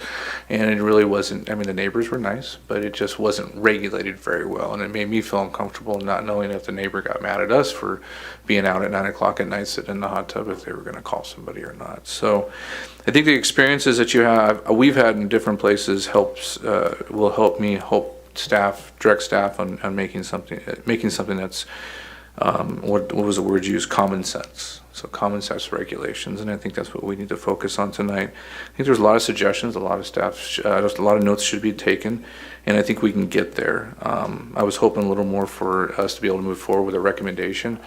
I heard rumors from people wanting to ban them to people just leave them alone. But I think there's something in the middle that we need to do there. I'm not too hip on the restriction on how far apart. And the reason, this is my argument on that, is that we're going to have to pay someone to regulate this program to begin with. And I'd really like to see how you do that, because I'm not sure if it's really something you can do. If somebody has an Airbnb or short-term rental, and then they don't use it for a while, does that restrict anybody else from coming in and being able to have one next door? I have people I know, I can say, I guess I have one friend that I know of that he rents his master bedroom out, and it has a separate entrance, a pool, and they only do it for a short period of time during the year. That they don't plan on doing it forever either. So if we put a ban on how far they could be apart, that means no one could do it until he stopped renting one room. Our local spas, they rely a lot on these. I did some research today and looked on Airbnb, Vrbo, and a couple other ones that I didn't even know about that actually rented these. And a lot of our local spas use them for their rooms. And I think it's good advertising for them also. There's a fly up here, I'm sorry. Let's see, a lot of other things I saw or listened to and wrote down. City working with the Airbnb industry. I think there's a lot of good people out there that can help through this. City of Cathedral City just banned them. They allowed, I think, a year, and then they banned them completely. what that does to, in my opinion, and I've got a lot of friends on that city council, but I don't agree with it, is it just sends them underground, right? And then the city doesn't receive any revenue. The states had this problem with cannabis for a long time. A lot of it was underground in the gray market. You had to bring it out to be able to legalize it, to bring it out of the gray market. And so that's, I think, a problem that we would definitely have. They'll just find another way to rent them. A lot of good people out there will do the right thing and not do it, but there's a lot of people that won't. But I do want to see a stronger regulation where we do go after making sure that we have the right programming, we have the right permitting, we have the right people handling the complaint calls, and I do really support the 3 strikes. If you're not a good neighbor and you can't monitor your home and monitor your business, then you have no business being in that business. And if you're disturbing your neighbors, which are our residents, then there's no reason to be in that business. I can say that I did work for a company probably about 5 years, about 5 years ago, and I didn't even realize I was managing an STVR, but that's what it was. And out of the 99% of the people we rented the home to on the weekends, we had no problems with. Out of the year and a half that I worked for that company, we had one problem one time. And so I do think there's ways to handle this, and I do think most, if not all, are doing it correctly. Noise monitors, I agree with. I also would agree with technology these days can control any electronic devices inside the homes. I do property management for another company. It's not for Airbnb or STVRs, but there's a road maintenance contract that I have, and within that road maintenance, there's an HOA that does allow an STVR, and it's a very high-end one. And the property owner is in contact with my security, who secures the country club, because I run the security contract. And he has access to all of the technology in that home. And so if anything goes wrong at any time, he can turn down the music, he can turn down the TVs, he can turn off all the electronics if anything was going to go wrong. So there's a bunch of technology out there, and it's even getting less expensive as time goes on for them. And I'm not saying we have to be that dramatic, but if there was something written in the ordinance that you got to 2 strikes, maybe that's something we have to force them to do if it's a noise ordinance complaints. There's all different types of things that I think we can research to make this very viable for our community. When do you revisit it again? I think if we hire someone to manage this, it's like our code enforcement manager. When she gets across something that becomes an issue, she'll bring us an ordinance to update it or get it strengthened, or our city attorney finds something that needs to be strengthened in ordinance, they bring it back to us. I don't want to see us having to revisit this every 6 months or every year, because it just, it becomes political, and at that point it's just administrative. If it needs to be fixed, it can be fixed and brought back to us for fixing. There was one other point I wanted to make. Darn it, getting old, forgetting things. I heard someone say, just let's not lose our community, and that's not what I want to do. Born and raised here, lived here my whole life. I've seen ups and downs and peaks and valleys, and this is a real popular trend right now. I think it's an opportunity for our community to continue down that trend and see that our vacation, our city is highlighted with what it's all about. It's our views, our spas, our community, and our community is going to grow. We've reached that 30,000 population mark. You're going to see a lot more retail come to our city. You're going to see a lot more growth over the next few years.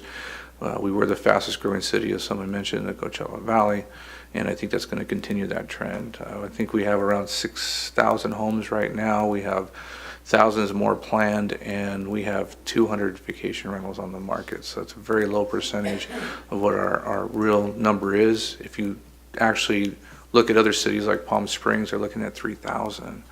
So it's a very low number. It is manageable at this point. But I would like to see staff take all these points, work with the subcommittee, and come back with something better. I don't even know if we need to vote on anything tonight, except for just give you direction and say, it sounds like no one is ready to ban, unless someone wants to make a motion on something. I think there's enough direction here for you guys to go back to the table and bring back something, as Ms. Pye said, that we can sit there, look at, and vote on. You may. Okay, so one of the public speakers here mentioned that he lived in a new development, in a development that hadn't gotten finished. Half of it was done and the other half was just vacant lots. And then all of a sudden the homes get built and everybody's going, great, we're going to have neighbors. I happen to live in that same neighborhood as Jack. And all of a sudden we go, hey, did you hear? 5 of the 11 homes that got built are vacation rentals. And so you go, wow, we're expecting new neighbors, and now we don't have them. And I understand that people who buy a house here and live in the city or buy a house for a vacation rental think that they're homeowners, and they are, but it's not quite the same as when you live on the street every day. So anyhow, I talked to one of the neighbors that bought one of those houses, and he says, I got a 2-year-old and a 3-year-old, and I was expecting that we moved into this new subdivision and somebody would move in with their 2- and 3-year-old kids, and my kids would have somebody to play with. He says, well, every house around me is a vacation rental. My kids don't have anybody to play with. There's another kid, he's looking out the window and he sees a house for sale, he's 16 years old, and he's thinking, well, maybe some neighbors will move in and I'll have a friend. There weren't any friends in the neighborhood, maybe I'll have one. And, the house goes up for sale, somebody sees somebody moving in, runs across the street, says, oh, great, are you moving in? No, we're just here, we're just STVR. So the kids that he sees out in the playing that he thinks is going to be a friend isn't a friend. So that's what's getting lost with an oversaturation of vacation rentals. Now in our neighborhood, and this is any neighborhood in the city, I'm hearing this as a council member, you hear from a lot of people that, this is what they're experiencing. And our street was particularly close-knit, and we had potlucks on 4th of July and on Halloween. And 4 of the neighbors that were part of that potluck sold, and 4 of those houses are now becoming vacation rentals. So it was at 5, 6, 7, 8, 9 in a street of 20 houses. We're reaching 50% of the homes on that street are vacation rentals. And it's like that from a lot of people. It's just an oversaturation. Now down in Palm Springs, they had quite an extensive study session on this, came out with a report, and I watched it. They had a neighborhood that has 36% of the homes have vacation rentals in them. And the neighbors are going, hey, this just doesn't feel like a neighborhood anymore. You pull up, you got these new homes come in, and you see a guy walking down the street, and they go, hi, did you guys move in? No, we're just here for a vacation rental. And the nice people, everything's great, but it's not your neighbor. It's not somebody you stop and talk to. When I go to the mailbox, I stop and talk to Jack. I pulled up the street today. Hey, how you doing? Oh, by the way, come on down, there's a meeting and there's stuff going on in the city, and did you see this? So there has to be some sort of limit on the number. You can't have 100% or 90% or 80%, and Palm Springs recognized that in there as pro-vacation rental as they seem to be. Every council member that looked at a neighborhood with 36% saturation said there's an issue there. Something needs to be done. So I don't think that we can just sit there and throw to the wind however many that we can have. Our number is over 200. We got that. It's on the maps on the staff report. What was there 207? How many did Dustin identify? He was able to confirm somewhere in the neighborhood of 200, but they did estimate that there was possibly 35% more. Okay, so it could be up to around 300 or something. The problem is we just don't know. But if you look at my neighborhood, it's gone from and people talk about how, everybody always badmouths Desert Hot Springs. Oh, it's derelict, it's a problem. And those of us who lived here a while get used to it. We think it's a great city. And anytime anybody asks me, well, geez, you live out in Desert Hot Springs, I go, man, it's a great city. I got great neighbors. I really love my street. I got great neighbors. We're close. We get along. Well, now it's a little less great because I got a lot less neighbors. I got business owners who are running their businesses, and then I got people who are showing up with different license plates. You got the waxy vehicle pulling up, and it looks like you're living in a hotel. So, I don't want to interrupt you, but can I ask you a question? Well, you are interrupting me. I am, sorry. And I guess it's along this trend, which would be very important if you could answer in the rest of your comments. So we have about 0.5% of vacation rentals, right? I don't know. I'm just using numbers, so I'm asking you. So you figure we have about a half. We have 300, let's say. So that's about 0.5%. What is that number? Because I've heard it multiple times up here. Maybe you can try to answer it. What is that cap, and where does that? Well, let's visualize it. Gerald, could you put up the 2 slides? There's one that's 200 and one that's 1,000. No, I've already seen them. Well, I want to put them up for the sake of my discussion. I was going to call up those exhibits anyhow. So if you could put those up, and I did these a while back, and the 200 one was to show, wow, look how extensive this is. And then could you put the 1,000 one up? It says, well, okay, so there's a wholly different impact to the neighborhood. This would be about 1% of the homes in the neighborhood are represented by vacation rentals. Now you go back to the other one, and I'm trying to illustrate here, well, look how saturated that is.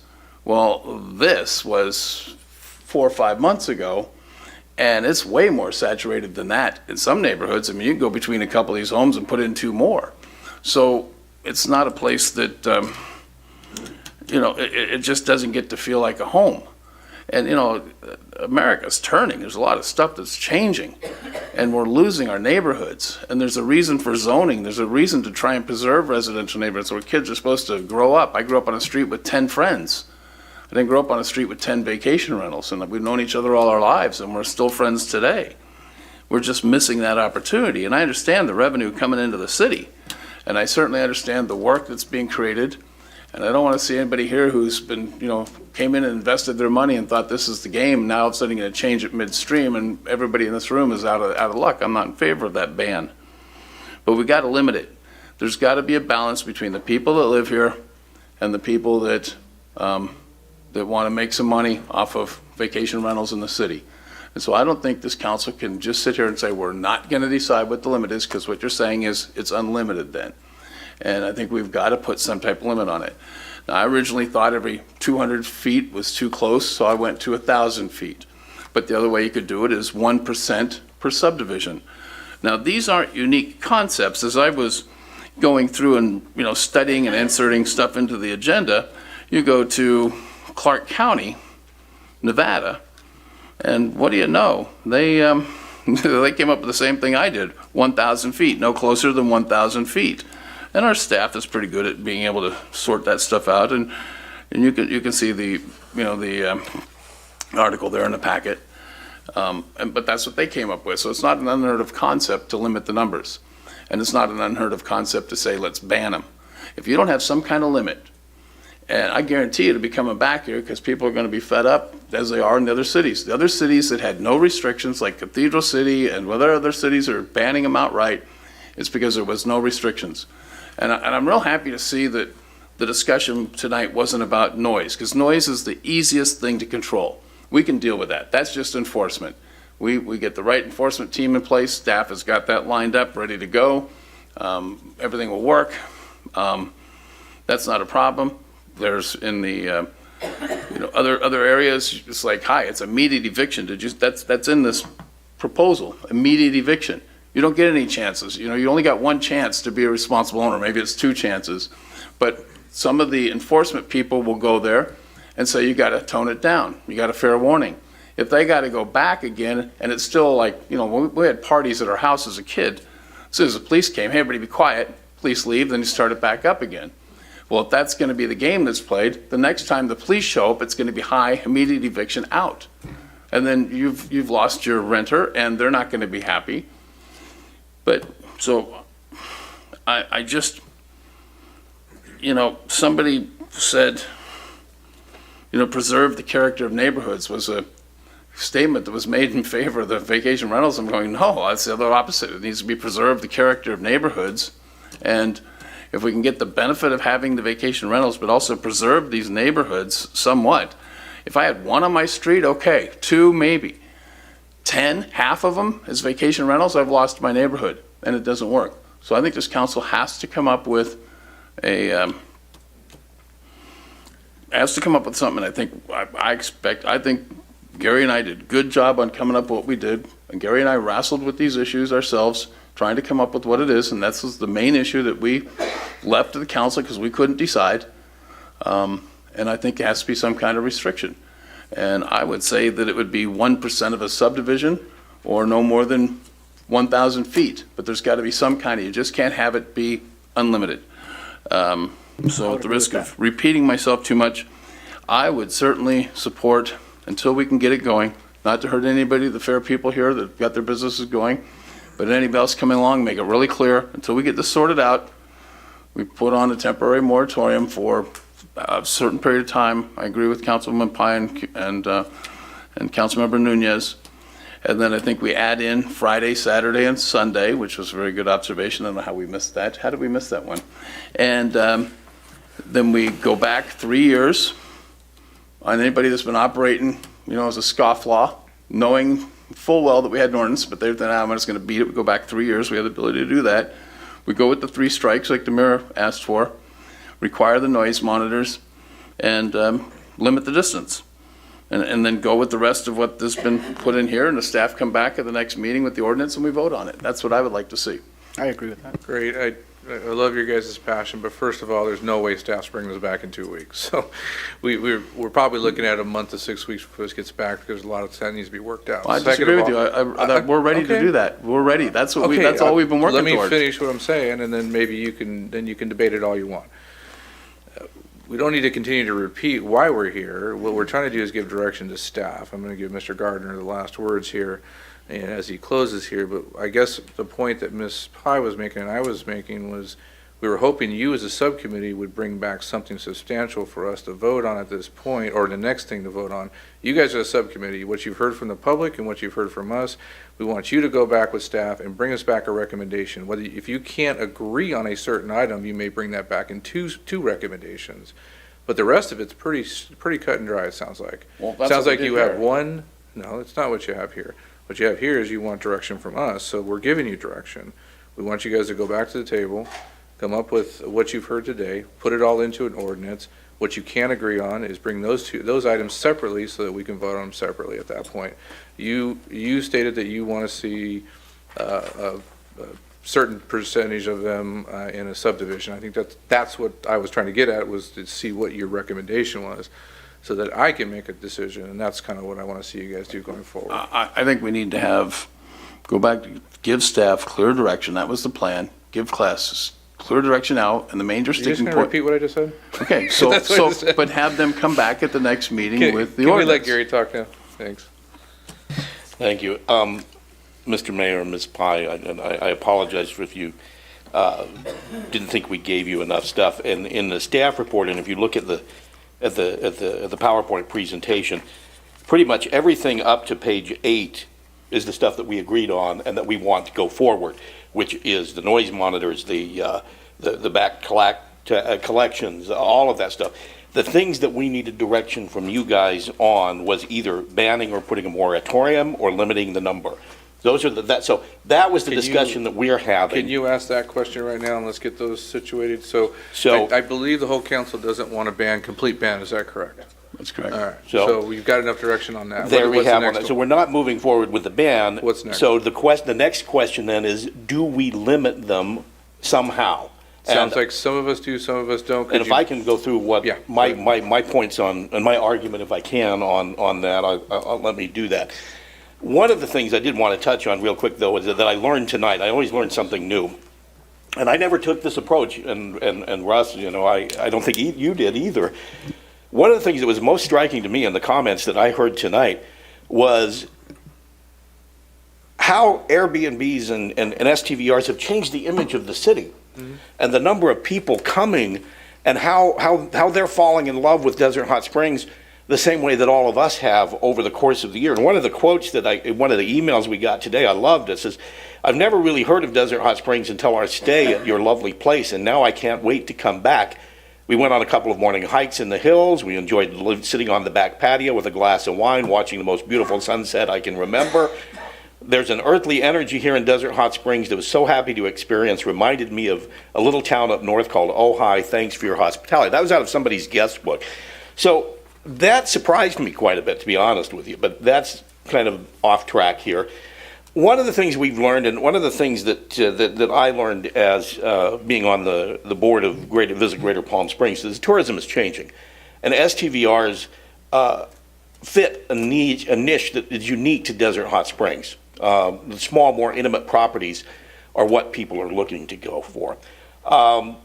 We talked about tax revenue. We get 39% of our budget from cannabis. That's way too much, as the mayor and everybody up here agrees with.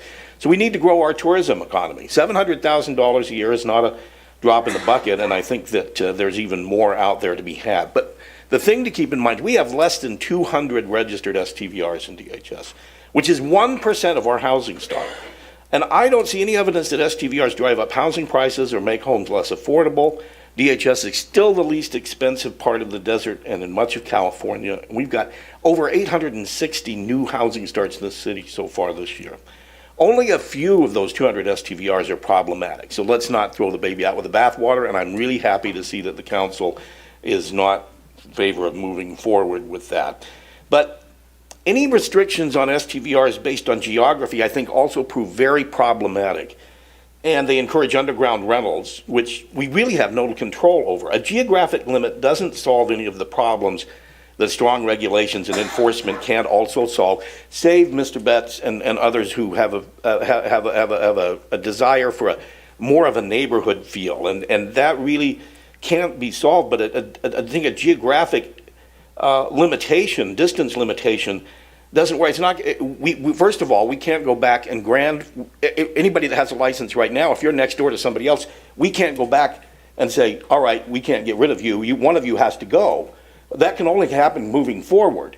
We can't go back and say, if there's 3 of them in a row there, 2 of you have got to go. Nobody's talking So about doing that. we can't do that. So we could go moving forward.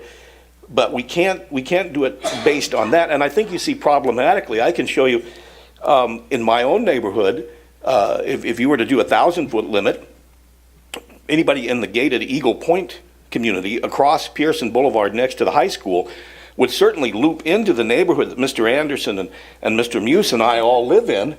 And that's through a gated community, across a traffic-controlled intersection, and past 2 apartment complexes, and there would, that 1,000-foot limit would be problematic in that case. And since we can't make it retroactive, it wouldn't really address anything moving forward.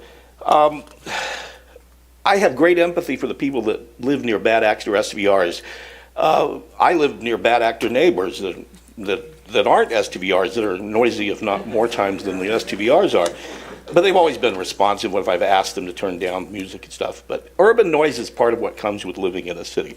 But I honestly believe that the approach we've taken here, strong regulations on occupancy levels, noise levels, trash, parking, having local responsive agents who can respond to resident complaints, and strong enforcement by a contracted outside firm, all of the things that are in the slideshow, the slide deck and things, are good, and that frees up our code compliance and our PD for bigger issues.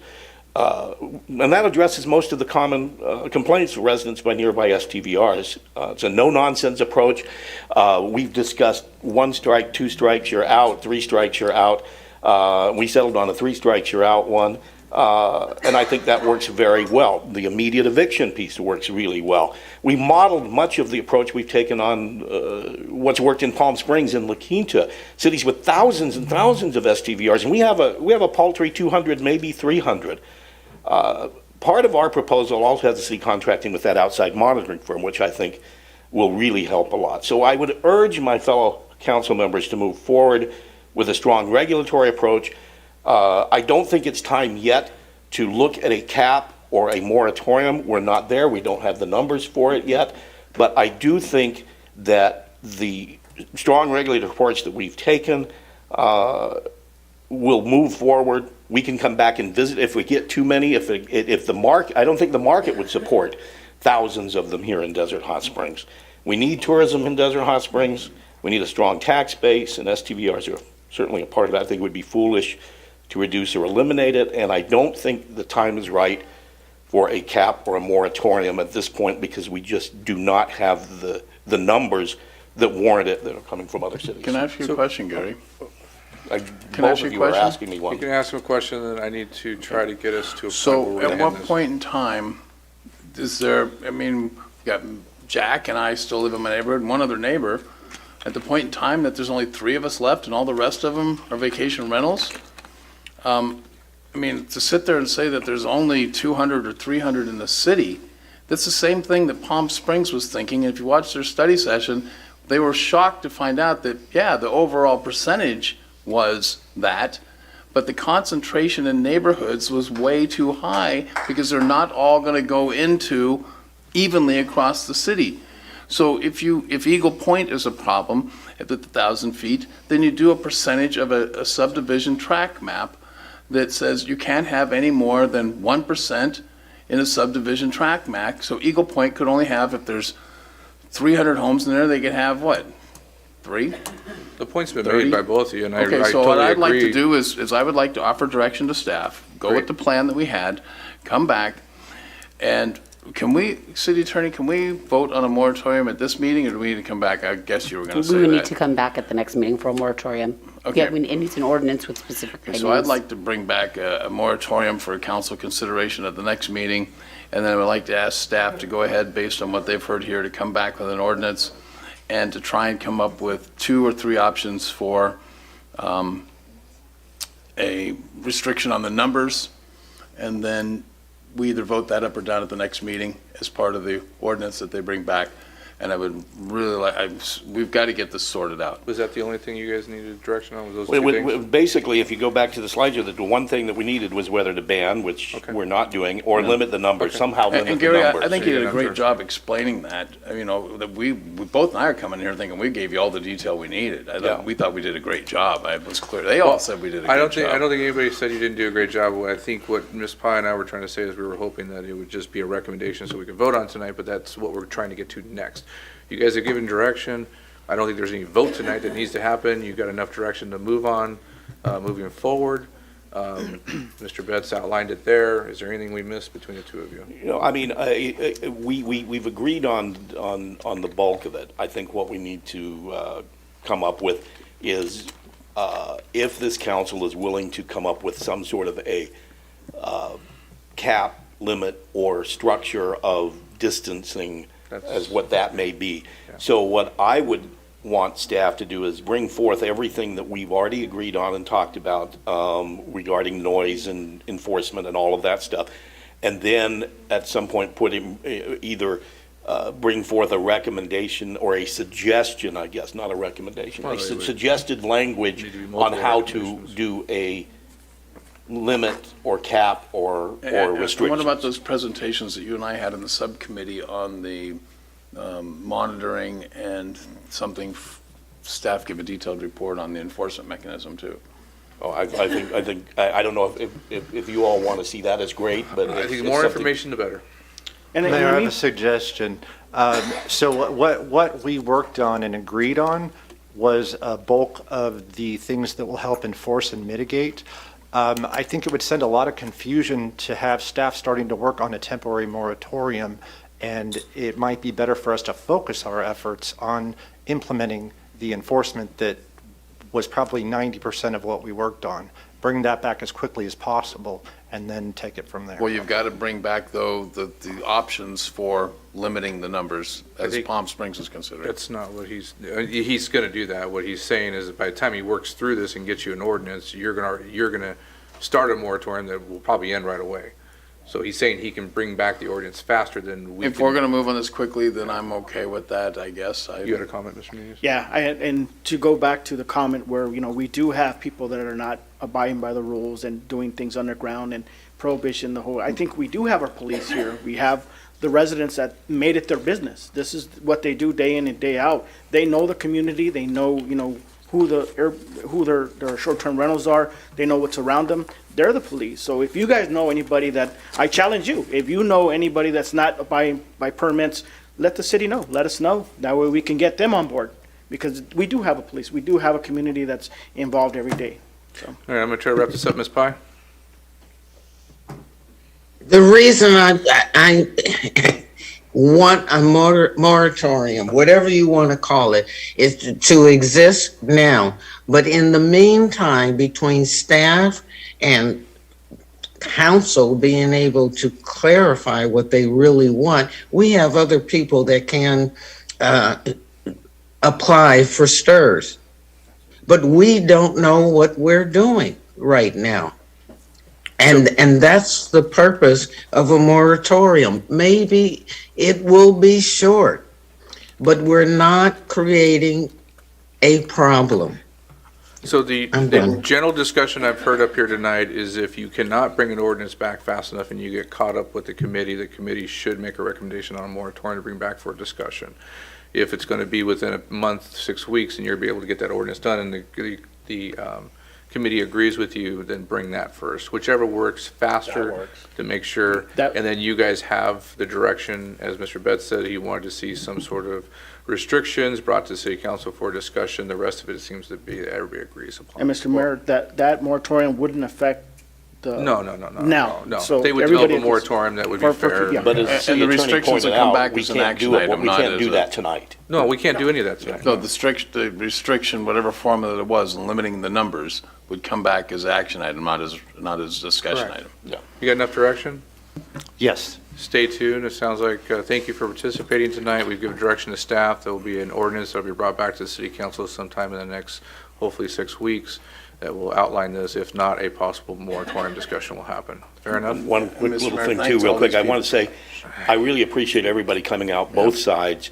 I don't think I've seen this much passion on an issue in the city prior to the discussion on putting up a traffic light at Camino Aventura. Yes. And this is the most that we've had in our new city hall. It's great to see the public participation, and I really want to thank all of you for coming out and making your voices heard. I love all of you, but my bladder can only hold so much more. 2.5 hours. We're on recess 10 minutes. We'll probably only have one.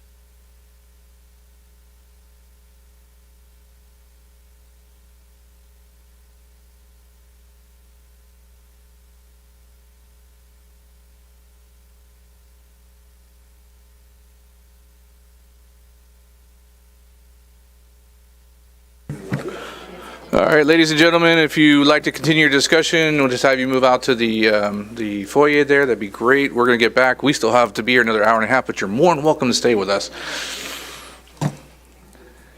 Thank you. Have a good evening. So I'm going to move up item 9, organic waste recycle. I'm sorry. Call the meeting back to order. Organic waste recycling, SB 1383 ordinance. Mr. Porras. Thank you, Mr. Mayor. Members of the council, in 2016, the state established Senate Bill 1383. Senate Bill 1383 set specific targets to reduce organic waste disposal. One of those targets was to reduce it by 50% by 2020, by 75% by 2025, and also increase edible food recovery by 20% by 2025. As a result, Carre developed regulations, and one of those regulations, part of the SB 1383, require all businesses, residents, and multifamily residential units to have access to recycling programs to capture food scraps, landscaping waste, and other organic waste materials. Also, Senate Bill 1383 established that every jurisdiction must provide organic waste collection services, edible food recovery, organics procurement, contamination monitoring, education and outreach, capacity planning, record keeping, enforcement, and reporting. Senate Bill 1383 has been the most significant waste reduction mandate in the last 30 years. In an effort to achieve all of the state requirements, the city has been working with Carre and Desert Valley Disposal in developing an implementation plan and moving forward with completing the various tasks. The city attorney's office, city staff drafted an ordinance that incorporates all of these state mandates and requirements into the city's municipal code. The proposed ordinance also removes any conflicting information from various sections of the muni code, and it establishes a mechanism for the city to enforce all of the new recycling requirements for the various items.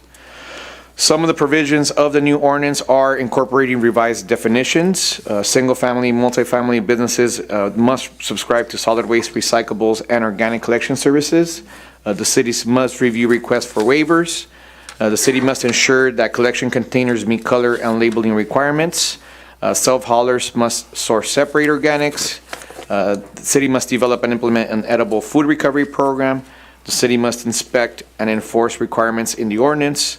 The city must ensure contamination monitoring of containers. The city must provide educational materials, issue notice of violations, and issue administrative citations for violations.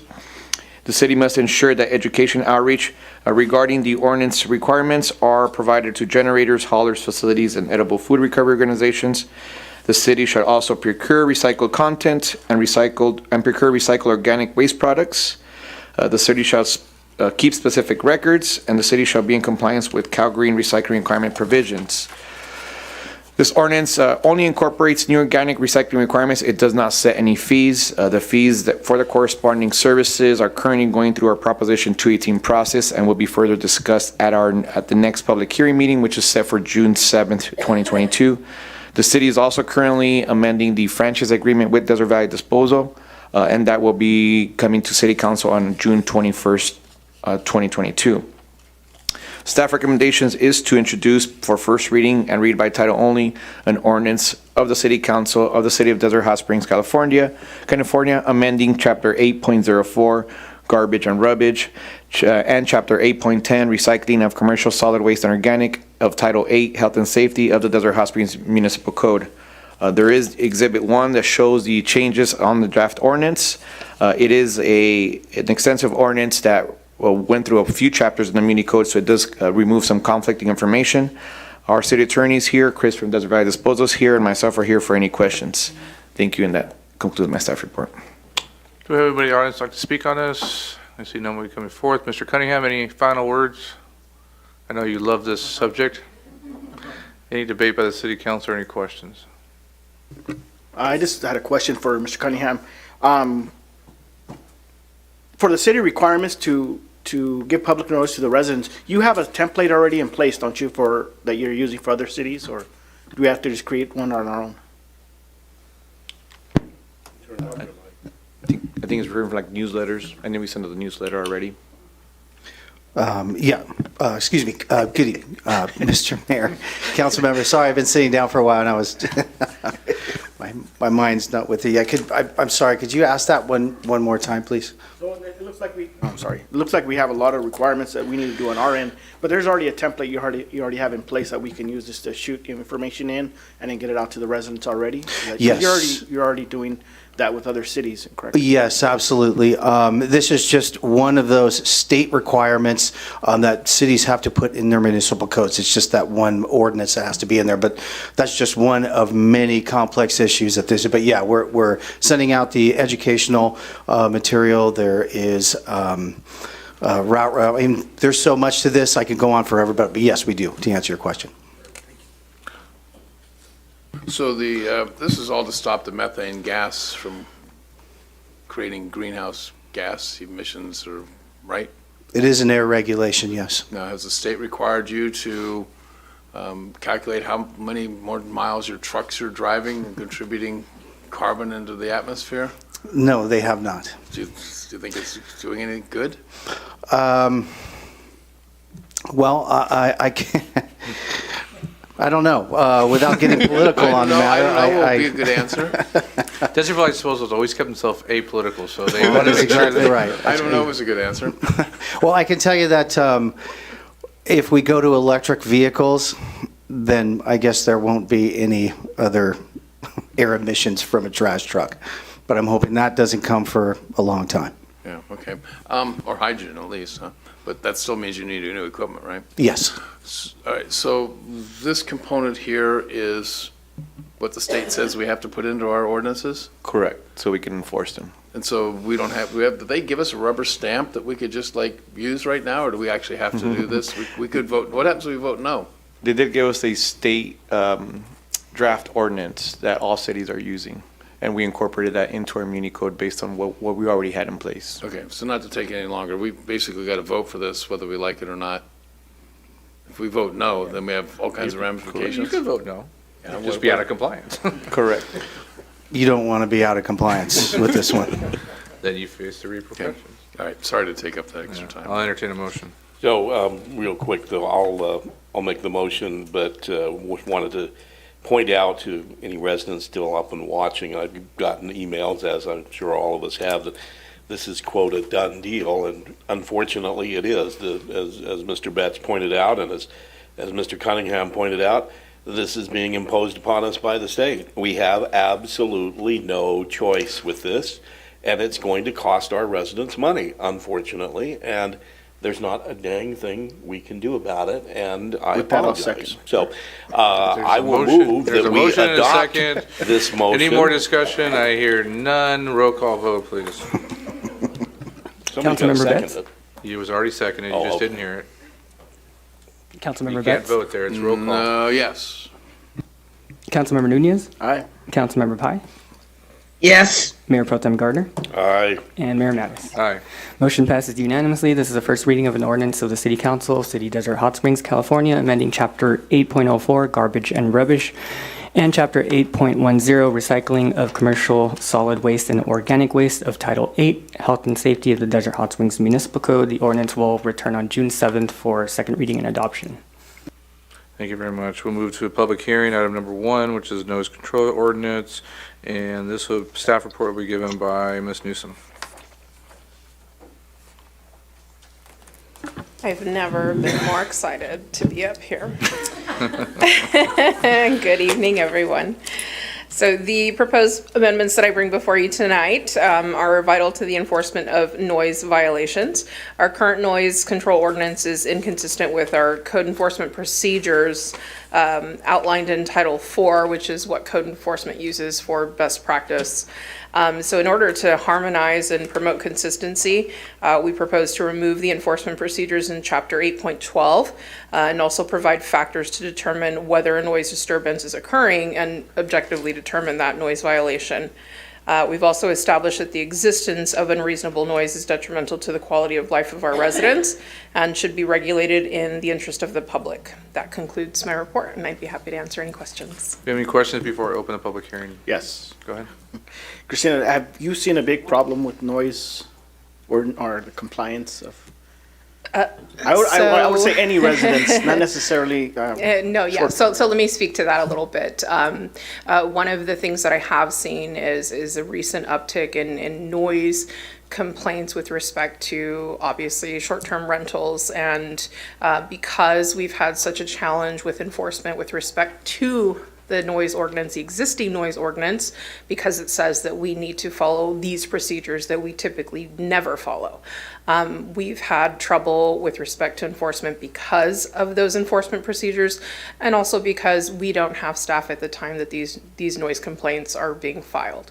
And so to kind of get in front of this whole issue with the STVRs, part of the reason that I'm bringing this forward is so that we can ensure that our code is harmonious throughout all of the titles and all of the chapters, and make sure that we have those enforcement procedures in place prior to any changes in the STVR ordinance. Good. Thank you so much. Ms. Pai, any questions? Mr. Gardner? Yeah, one real quick one, Christina. I like this.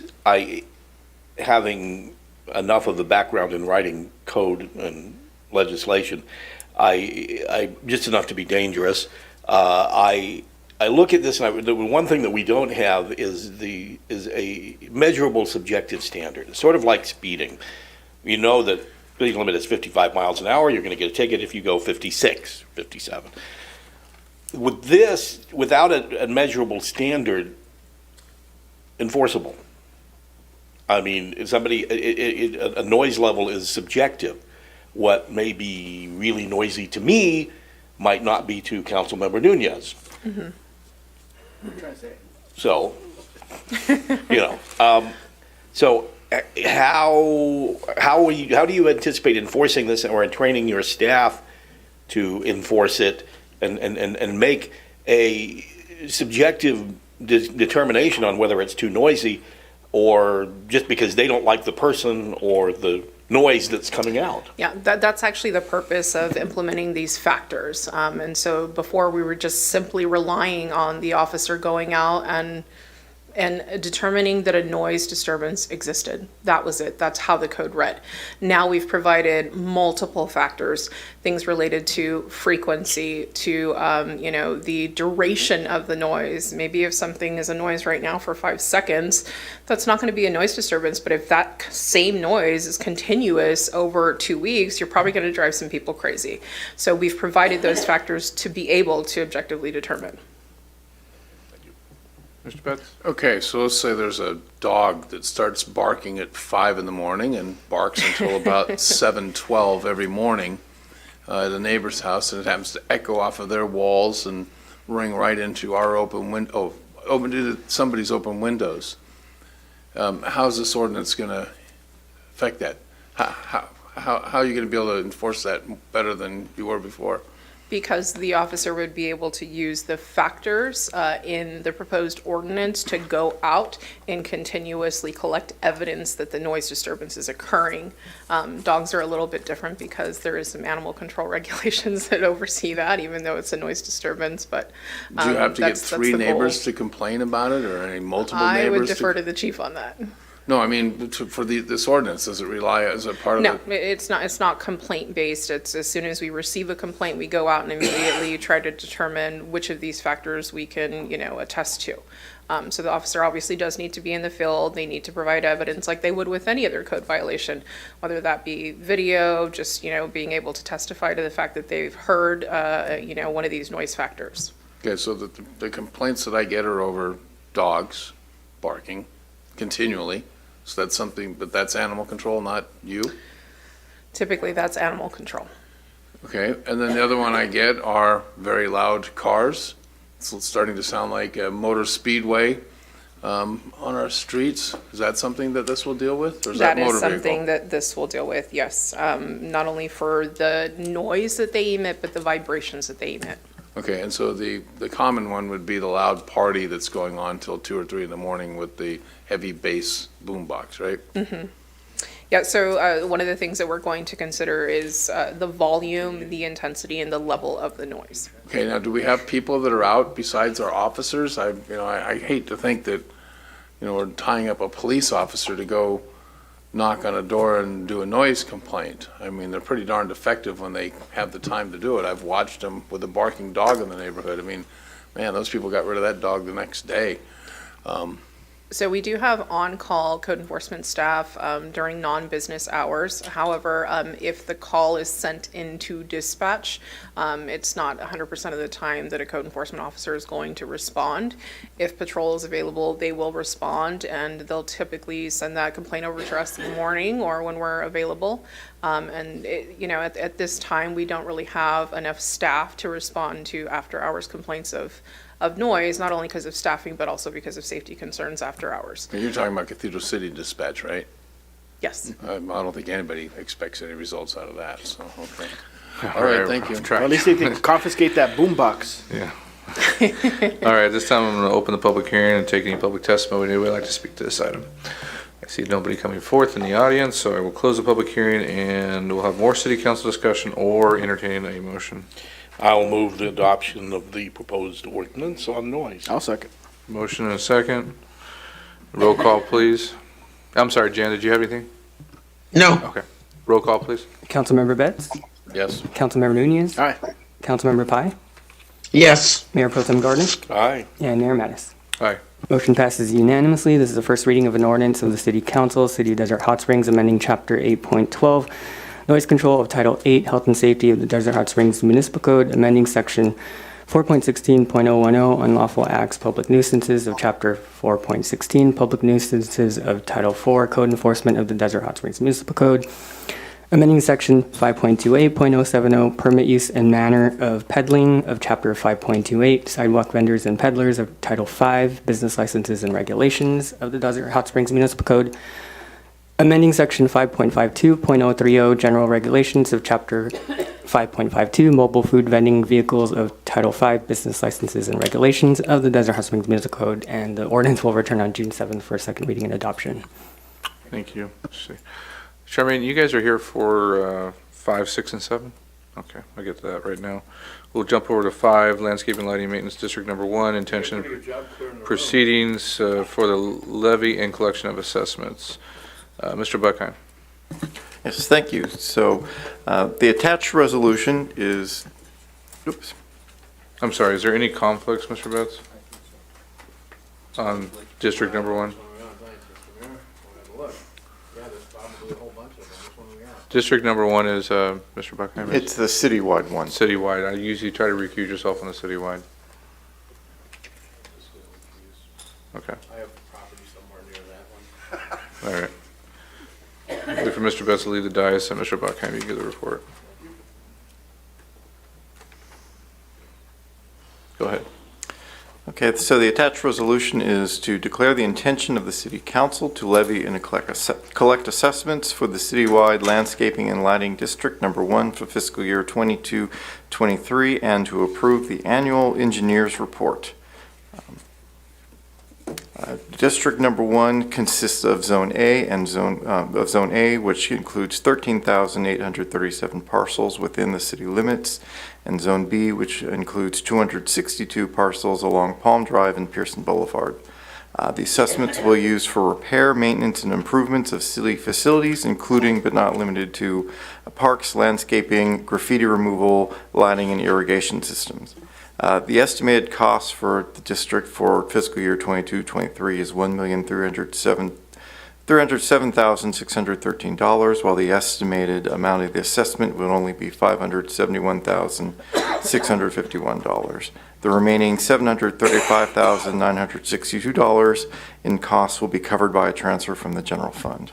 Staff recommends adoption of the resolution for the intention to levy and collect the assessment and approval of the engineer's report.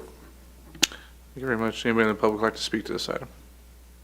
See nobody coming forth, close public comments, public comments, and move to any questions of staff or entertain a motion. No, oh. Go ahead. Go ahead, Jen. I move staff's recommendation 1 through 5. This Second. is the first one, which, the one, is that 1 through 5? Oh, no, she's making a motion to combine them all into one. No. Item. Oh, I'm sorry. Yeah, we're on number 5. Number 5, recommend, staff's recommendation 1 and 2. Got it. Thank you. There's a motion. Who's second? Just please verbally say second. Second. All right. Roll call, please. Councilmember Nunez? Aye. Councilmember Pai? Yes. Mayor Pro Tem Gardner? Aye. Mayor Mattis? Aye. Motion passes unanimously. Get Mr. Betts back in the room. We'll have to draw straws. Is it short straw or long straw that stays? It'll be the short straws that leave the room.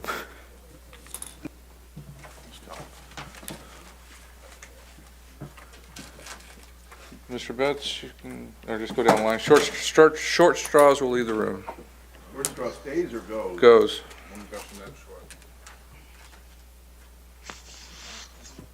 Mr. Betts, Mr. Nunez, recuse yourself. Please state your recusal before you leave.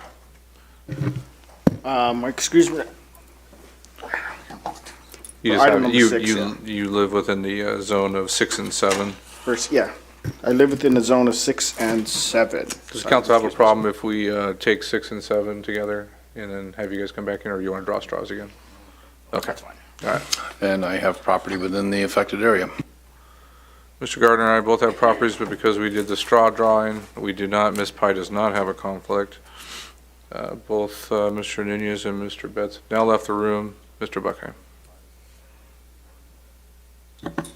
Okay, so are we doing these next 2 items together? Yes, please. Okay, so these are for your resolutions for the intention of levying and collecting special assessments for the landscape and lighting district number 2 and the drainage and assessment district number 1. The lighting district number 2 consists of 18 zones and residential areas consisting of 1,987 parcels with a maximum assessment amount of $451,546, whereas the drainage assessment district consists of 16 zones containing 1,351 parcels and a maximum assessment of $327,215.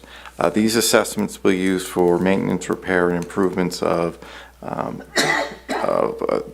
ground cover, plants, irrigation systems, lighting, graffiti removal, sidewalks, flood control facilities, fencing, masonry wall, and other apertures in these residential areas. When these items actually came to council on April 5th to initiate the proceedings, I stated that the city did not charge these zones an administrative fee. That was incorrect. The city does charge a fee of personnel costs and overhead costs depending on the amount of work needed for each zone. So staff recommends the adoption of the resolution for the intention and levying of collection of a special assessment and the approval of the engineer's report. Do I have any public comments? Anyone would like to speak on this item? I do have a comment, and I don't know if this is the proper place to make this comment, but I'm going to ask it. On the maintenance itself in these zones, would it be proper for me to make a comment on the maintenance? Yes? Okay. Just wanted to get it. Yes. My concern that I've brought to the city manager's attention a couple times we've talked about recently, while I like to do field trips through the city, is that I'm concerned that there's not enough being collected to continue to maintain these districts in the proper manner. And the way I'm saying that is that we rake them, we mow them, we trim the trees, but we don't add more ground cover. We don't seem to add more vegetation when some vegetation is dying. And what I'm worried about in the future, and I'm going to use this as an example because it's just my pathway when I drive to work, is along Mission Lakes Boulevard. Rolling Hills is an example. They have ground cover that's been missing forever now. And it's how does that get factored back into this in the future on the maintenance of this? Now we're approving these to go forward and collect what we need to collect, but how during the collection do we be able to revitalize these contracts and make sure that they keep these looking the way they should be looking? Does that make a lot of sense? Or does that make some sense, I should say? So these items, we are actually limited as to the amount of assessments we can. There is a maximum amount of assessment, and as costs increase for doing the maintenance, as those increase, the city can only do so much, and so at some point you would have to come back. And I'm not sure what the process would be, like a Prop 218 election or something, have to go back to those property owners to be able to raise the maximum amount of the assessment. Does all these districts have a 3% CPI increaser or some sort of increaser in them? 2%? 2%. Should it be more, should it be in the future something we discuss that it's a minimum of a certain percentage up to whatever maybe the national CPI inflation is? I don't even know if that's properly said. But with inflation and the cost of materials these days, I mean, even my gardener that does my house asks me for $20 more a month right now because of gas prices, right? So how do you get to that point in the future when you have these districts being maintained, but they can't replenish ground cover, they can't replenish other things like that? I'm happy to answer that. So it is if we would have to either increase the assessment rate or increase the CPI, we would need to go back to the assessment, and it would be a Proposition 218 process. An increase in rates or methodology would obviously have to be backed by a nexus study. An increase in, for example, CPI, if it's currently just says 2 or 3%, I don't know exactly what it is, but let's say if we wanted to change that to CPI as to comport with Riverside County CPI, and we all know right now that that's a lot higher than 3%. Because it's high, it would be a higher number. We would still have to go back and through the Proposition 218 process to increase that CPI. Can you word it in a way that it's no less than a certain amount, but at the national rate or the what was state? That? Can you word it in a way that it's at a certain percentage or? So a lot of my contracts in my business are written that you get no less than 3%. Yes, you can. But you get, I mean, you can come up, help answer that. Or right now, we're putting in our contracts, the CPI is, I think, 6.5 for some of my contracts that I'm doing, so.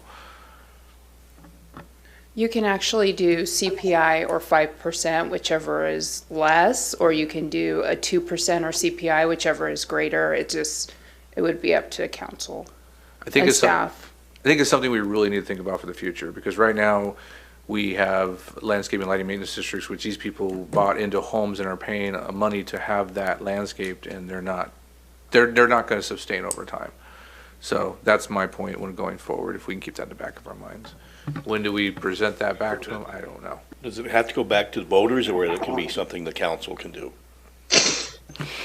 I don't know exactly how it's written in the assessment. If currently the assessment is written at 2% or whatever it is. It's straight 2%. It's straight 2%, then yes, we would have to go back to, it's not a complete vote of the city, but we The would have to district? go ahead just for the district. The people of the assessment district would need to vote on it. It would just be the zone. Okay. So each zone would have to vote on their own. Well, it'd be It's- interesting to see a recommendation from our staff that there's not enough money in this district to do stuff like that. This is something we should consider, and then at least have some sort of workshop with that community to see if they want to do that, before we start receiving complaints that we're not maintaining their property correctly. So let's, for argument's sake, District 19. So we set a rate for District 19. We collect the funds for District 19. They can only be used in District 19, or they're not pooled for all of the LMDs. No, they can only, the assessments can only be used for those districts. So like Rolling Hills has a very Yeah. high assessment, and then maybe Sunset Springs down there doesn't have that high of an assessment. So, yeah. Right, so it would have to be used within the zone. So you would have to look at each zone on an individual basis and see which ones are lacking funds, and then you would go out to Prop 218 for each zone. And so the money has to be spent within that zone. I would agree with you, Mr. Mayor, that I think down the road, we probably ought to take a bigger picture of this, bring back some staff recommendations on possibilities and methodologies of doing that. And because we are running into exactly that. I know in my neighborhood, the same thing. Yeah. All right. Just food for thought, guys. Can you bring it back next meeting, please? No, I'm joking. No, Just it's got to be our joking. You can SDR get through ordinance this. back Yeah, next no. week. They Ms. can't Pye? bring that one in. We do need to do that for all of them, but we need to put it into the next budget year. Agreed. All right. Any other comments or questions? Entertain a motion on items 6 and 7. I move items 6 and 7. I second. There's a motion, a second. Any more discussion? Roll call vote. Councilmember Pye? Yes. Mayor Pro Tem Gardner? Aye. Mayor Mattis? Aye. Motion passes unanimously. All right. We'll get the other individuals in here. Have a good night. Thank you for hanging out with us. I hope you learned something about STVRs. We have the vacation rental ordinance now coming up? Yes, they're ready for it. Item number 8 is SB 821, funding for 8th Street Sidewalk and ADA Improvement Project. Ms. Haker, Mr. Haker, I don't know if I would Miss Haker. Perfect. 8.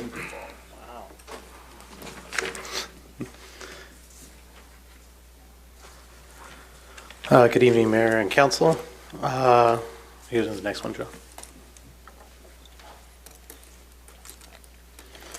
February 1st, 2021, Riverside County Transportation Commission, RCTC, released a call for projects for fiscal year 2021-2022. On April 29th, 2021, city staff submitted a grant application requesting funding for the Warman 8th Street Improvement Project, or Sidewalk Improvement Project.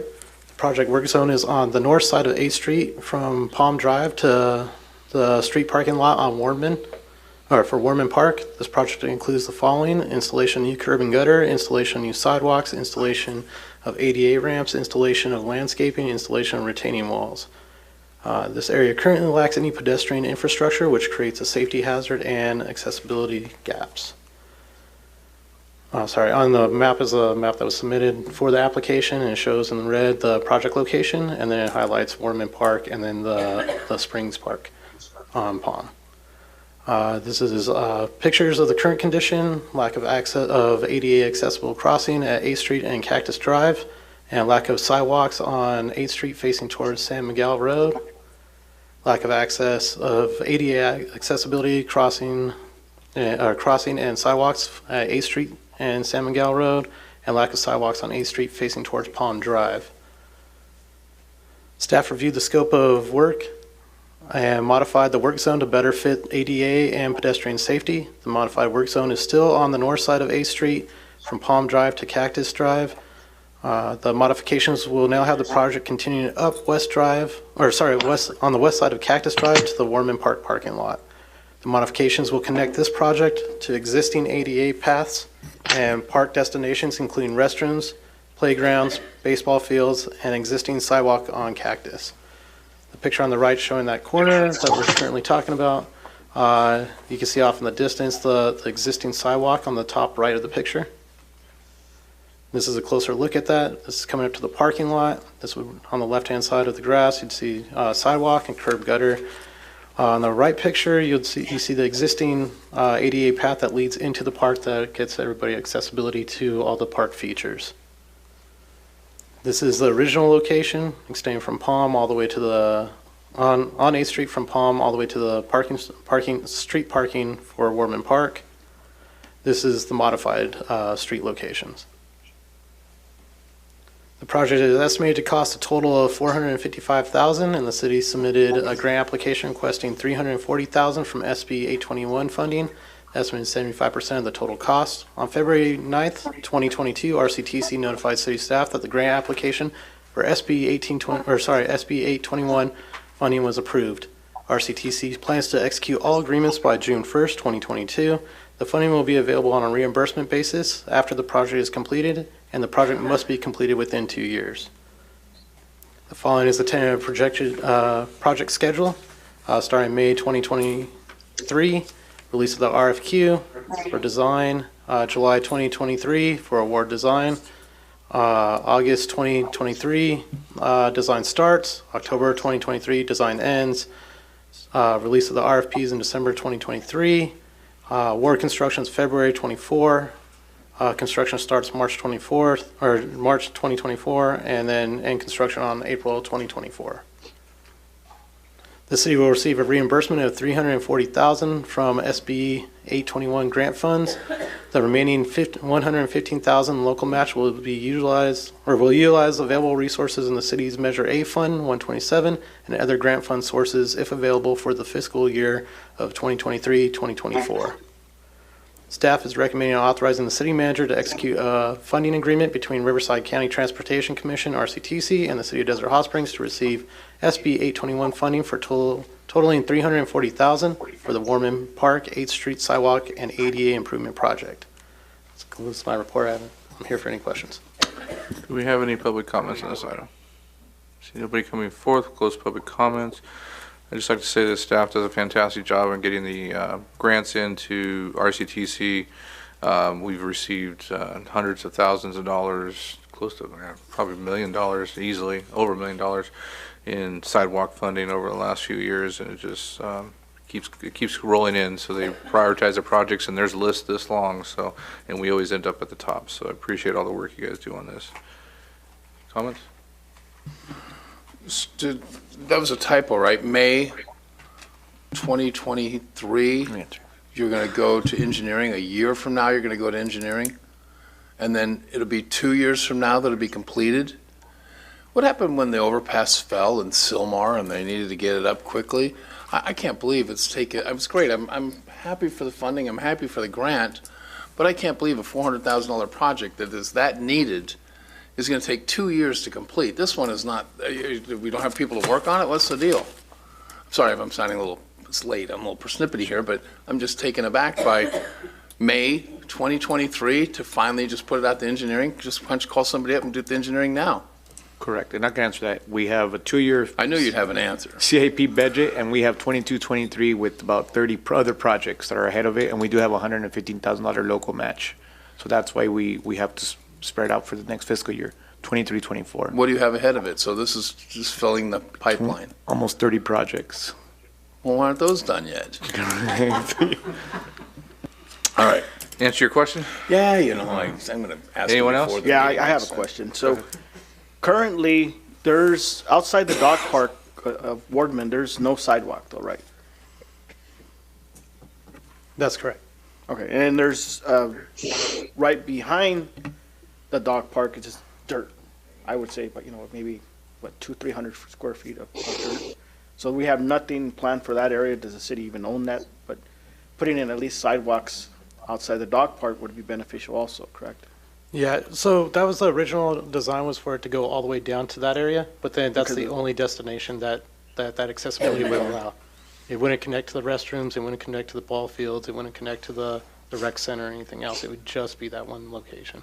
Yeah, because my concern is on our staff report, I see the picture of the young man walking with no sidewalks in the street in the front of the parking lot, to me, that's more of a hazard. That's exactly the same comment I made when I met with them. Really? Yeah. I think all of us do. I think something needs to be done. I would really hate to see, someone get backed up into because there's no sidewalks and we have a dirt lot that being unutilized, so just. I will echo what Councilmember Nunez, Councilmember Betts said, the same thing. I think we all went in and went with that original map and went, it stopped at the dog park. Why are we not taking it all the way to west? And we find out, well, if it's going to be an ADA thing, we got to get it up to the restroom. So we have to take it all the way off there and bend it and take it up Cactus.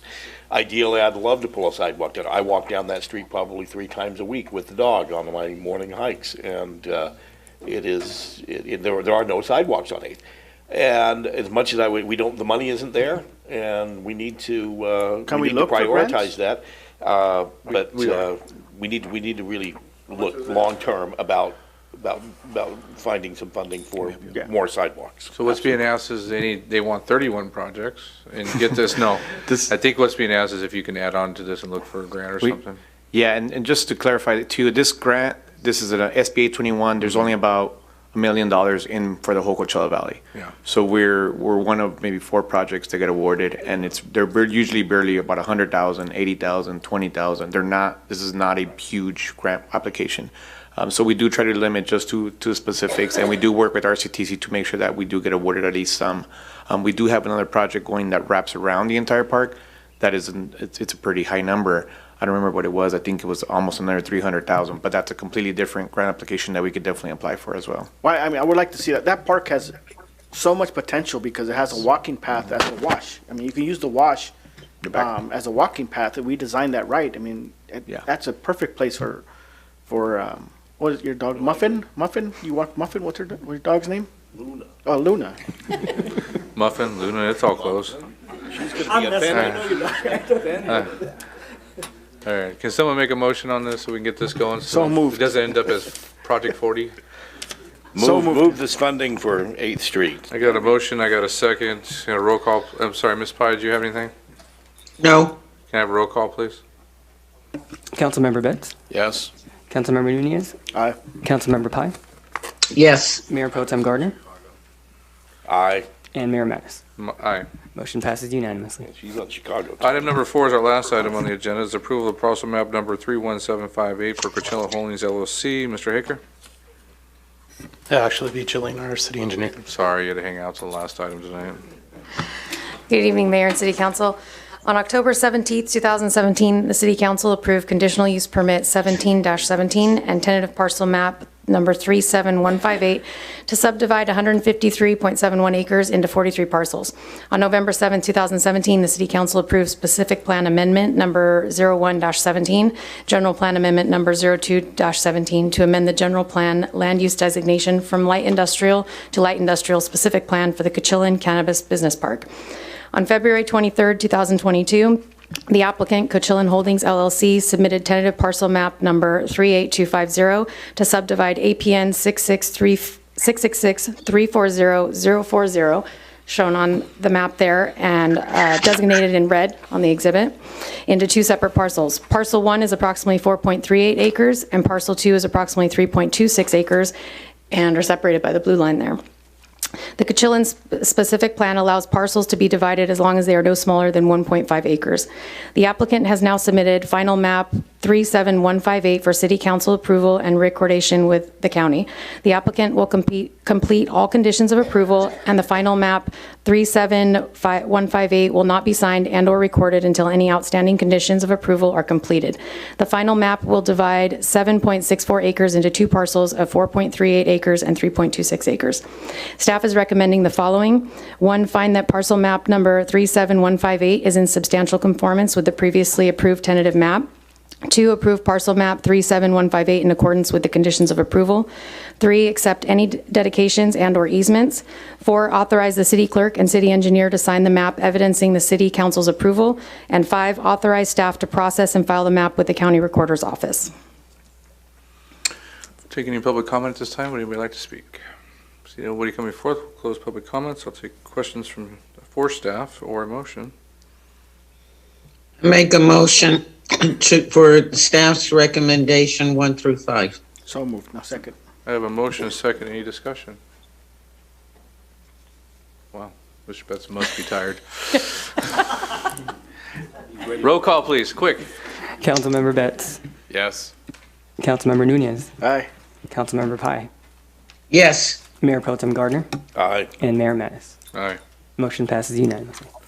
I have no other items pulled from the consent calendar. We have nobody else. Anybody want to make public comments on items that are on the agenda? I see nobody coming forth. Our next meeting will be June 7th for regular city council meeting at 6 p.m., Public Safety Commission on June 9th, and Planning Commission on June 14th. We are adjourned.